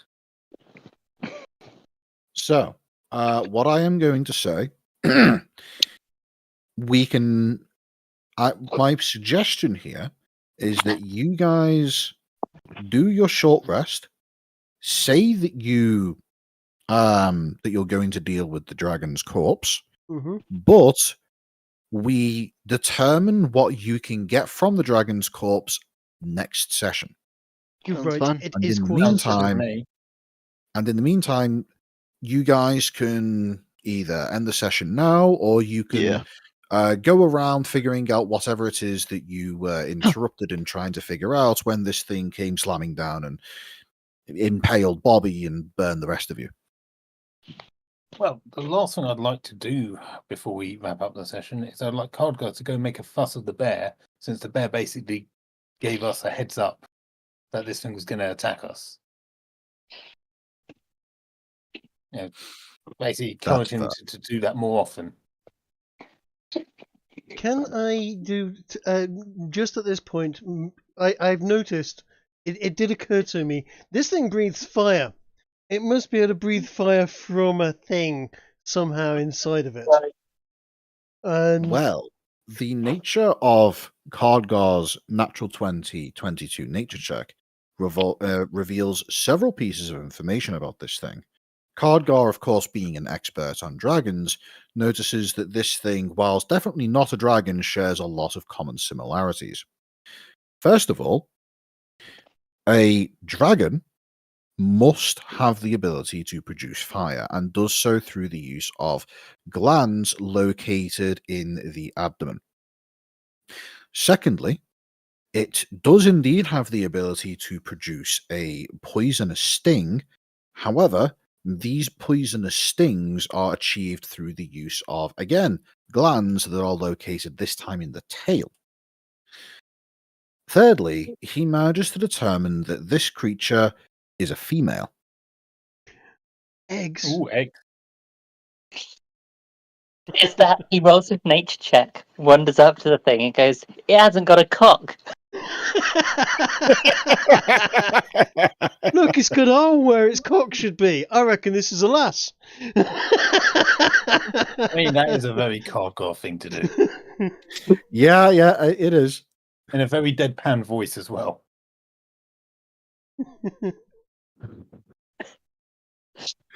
Oh, that's fucking perfect. I've got a slight rules question for you, Ginge. Go on. This is something that doesn't happen often. We have an entire group of bards, all of which have Song of Rest. Does it stack if we play Yes, it in stacks. harmony? Yes, it Sorry? stacks. Fantastic. Yes, it stacks. Awesome. So each and every one of you roll roll 4d6, assuming you are going to spend one or more of your hit dice, which I presume you all are. Mhm. Yep.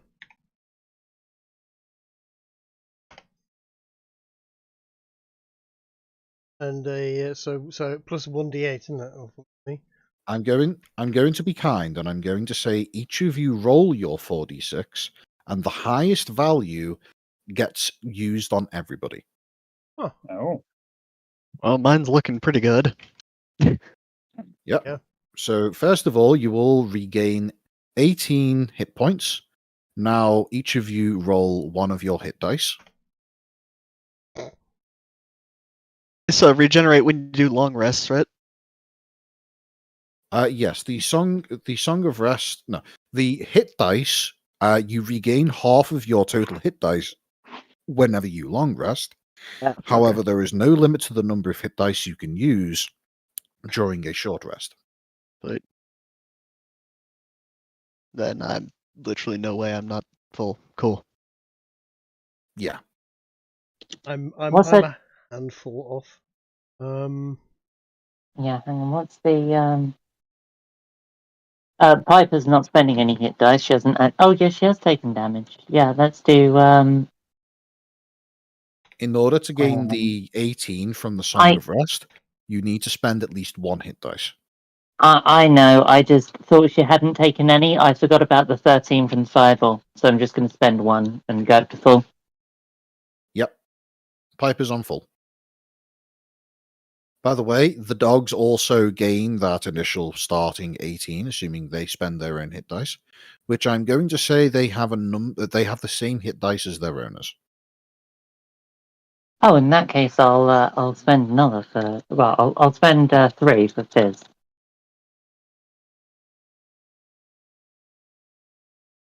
They have their own pool, but they have the same hit dice. So if you're rolling d8s for your bards, your dogs also roll d8s. There we go. Fizz is up to full as well. Well, that's good. Turns out stacking bards is a great way to achieve massive heals from a short rest.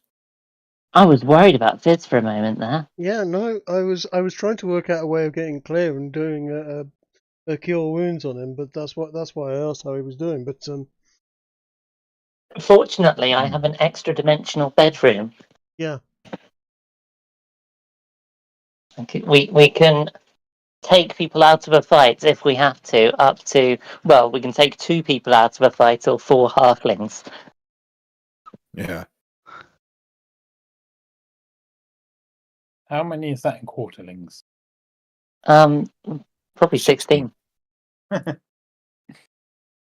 But I'm just picturing right now, like after all the dust is settled, like Karga's just standing over the corpse's thing, just observing it, and then just calls out to parties like, "Did anyone cut off its cock during the battle? Because otherwise, I think it's that we got a female one." cool. I'm gonna kick it and go. That's what you fucking get for hurting dogs. You fucking flappy, scaly turkey bitch. And stab it a bit with the rapier. I want to drag another jacket. Could I combine that nature check in also towards locating where the eggs are? Or would that be a different role? I would say that your nature check gives you the sufficient knowledge to be able to determine that if there is any eggs, they have either likely been laid or there is one possibly, very unlikely, but possibly somewhere inside the abdomen. Oh my goodness, if we find the egg in there, we can also have wyvern omelette. Yeah, exactly. Just thinking that. Yeah, actually, you know what? The scales, are the scales going to be big enough to make maybe shoulder epaulets and elbow patches for a halfling?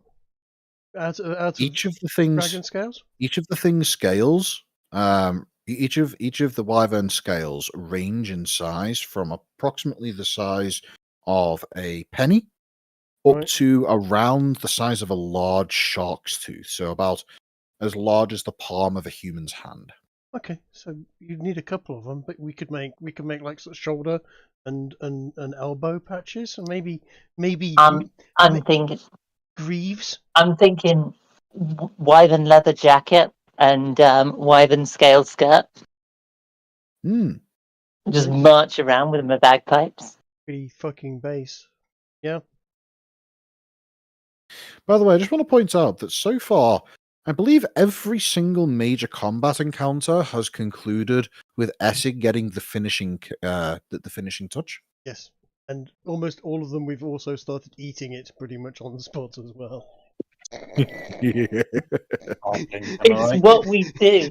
You know what? Curiously, the one exception to both of these was the time when Bobby threw a through an eldritch blast through an orc's head. We're not going to eat an orc. Ugh. It tastes all green. Gaming. Also, 2 orc guys gay. Don't want to eat that. Yeah. Anyway, I believe there's nothing in particular else that needs to be covered in this session. Everybody manages to heal to full via the use of just stacking songs of rest like fucking nuts. And yeah, the wyvern is dead. Its wing is snapped cleanly in half. And there is presumably a nest somewhere nearby. I'm Good game, gonna have to guys. save. I'm gonna have to save that linking command spells for something that can actually understand our language. Then That would be quite devastating, I must admit. it's so powerful. And It's a unfortunately, free cast of just command. unfortunately, it just so happens to be that wyverns don't speak English or well, they don't have to speak it; they just need to understand it. Can you But combine command with comprehend languages to ensure they understand what you're saying? Yes, Yes, you it could. has to be tongues. Yeah. Mm-hmm. Well, either way, Trick, you have that spell, don't you? I don't have tongues. I've got command. I've got comprehend languages. That's a self spell. Oh. But, Tongues, I believe, yeah. is a touch, and I believe, you guys are high enough language to learn tongues. Yes, but yeah, I can command it. It lets you issue a command as a bonus action without expending a spell slot every turn for 10 turns. Yeah. And Which if is the basically enemies the entire duration of the combat, bear in mind. and if the enemies are charmed by you, they automatically fail the save. Yep. I had some horrifically shit rolls there. Oh, good God! Yes, you did. Oh my fucking word! Shatter. What was it? Upcast shatter. Upcast 4 shatter. damage. 4 damage. I was robbed. And the dissonant whispers. Again, dissonant whispers should have fucking 3d6'd it and had it go, oh no, I've got to run away and incur 5 fucking opportunity attacks. And instead it just fucking just went, no. No. What about my dancing items attacked? It's supposed to hit as hard as my axe does. I was rolling ones all the time. I was so ready to get you out of there safely without that opportunity attack, and Ginge just hits us with the with the legendary actions. Wyverns are fucking cowards, man.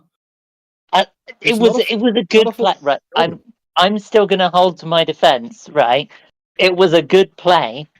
I think it was a fantastic tactical move, but that legendary action robbed it. Yep. Oh. And the fact that it knocked you all on your collective arse when it took off as well. Insult to injury. I was waiting so long to use Silvery Bards, and it just never did anything that I could use it on. What do you mean? It made loads of saves and it failed. No, it was constantly doing legendary actions, which I can't use it with. Yeah, but it also failed a bunch. Sorry, it also passed a bunch of saves that people were making on it with aggressive actions. Did it? Didn't. Yeah. It passed like three saves against people's casts. I must have missed that. Or no. There was also a thing whenever you repositioned us, I couldn't do it that turn. Yeah, that really is a bit of a bummer. I mean, you can choose to reposition. The bonus hit points you get for free. the reposition I had forgotten was a bonus action. Well, the But- reposition was useful. Reaction. It's like if Yeah. it wasn't for the fact that this thing could just legendary jump away, we were setting up good flanks. Yeah, Plus, I really did need it the first time we did it because I was very far away from the fight. It's such a good fucking skill, that is, or spell. Or I do very minimal damage in a fight, but I've got a good chunk of crowd control and support. So tell me honestly, how much did you shit yourself when the thing turned round and ran Bobby through with a stinker tail for 30 damage? That really fucking bit the big one. That did I. I was wondering how many of us I could stuff in the stuff comfortably for a length of time in the In the parlor. what's it in the parlor, and whether or not it would be seen as cowardly just to leave it being on fire due to my illusion and sit and wait it out.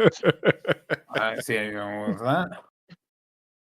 But it was a shame it went for you with that trick, and when it went for me, like I did dodge it, but if I hadn't, I've got poison resistance anyway. It hurt, but it only served to piss me off. That's Oh, fair. Ginge. By the way, Yeah. I came downstairs and set everything up today, and was greeted. Wow, I really zoomed out. We're done, right? Yep. Yeah, We're done. Okay. We're done. I'd I'm say done. we were done like a good 10 minutes ago. Yeah, I thought so. I was just double checking. Okay, cool. See ya. All right, take it easy. Have a dude. good night, man. I am have a going good to night, Kate. end the stream at that point as well. But I was Yeah. greeted by Good this, choice. Ginge. Hmm. That's a white sphinx. Indeed it is.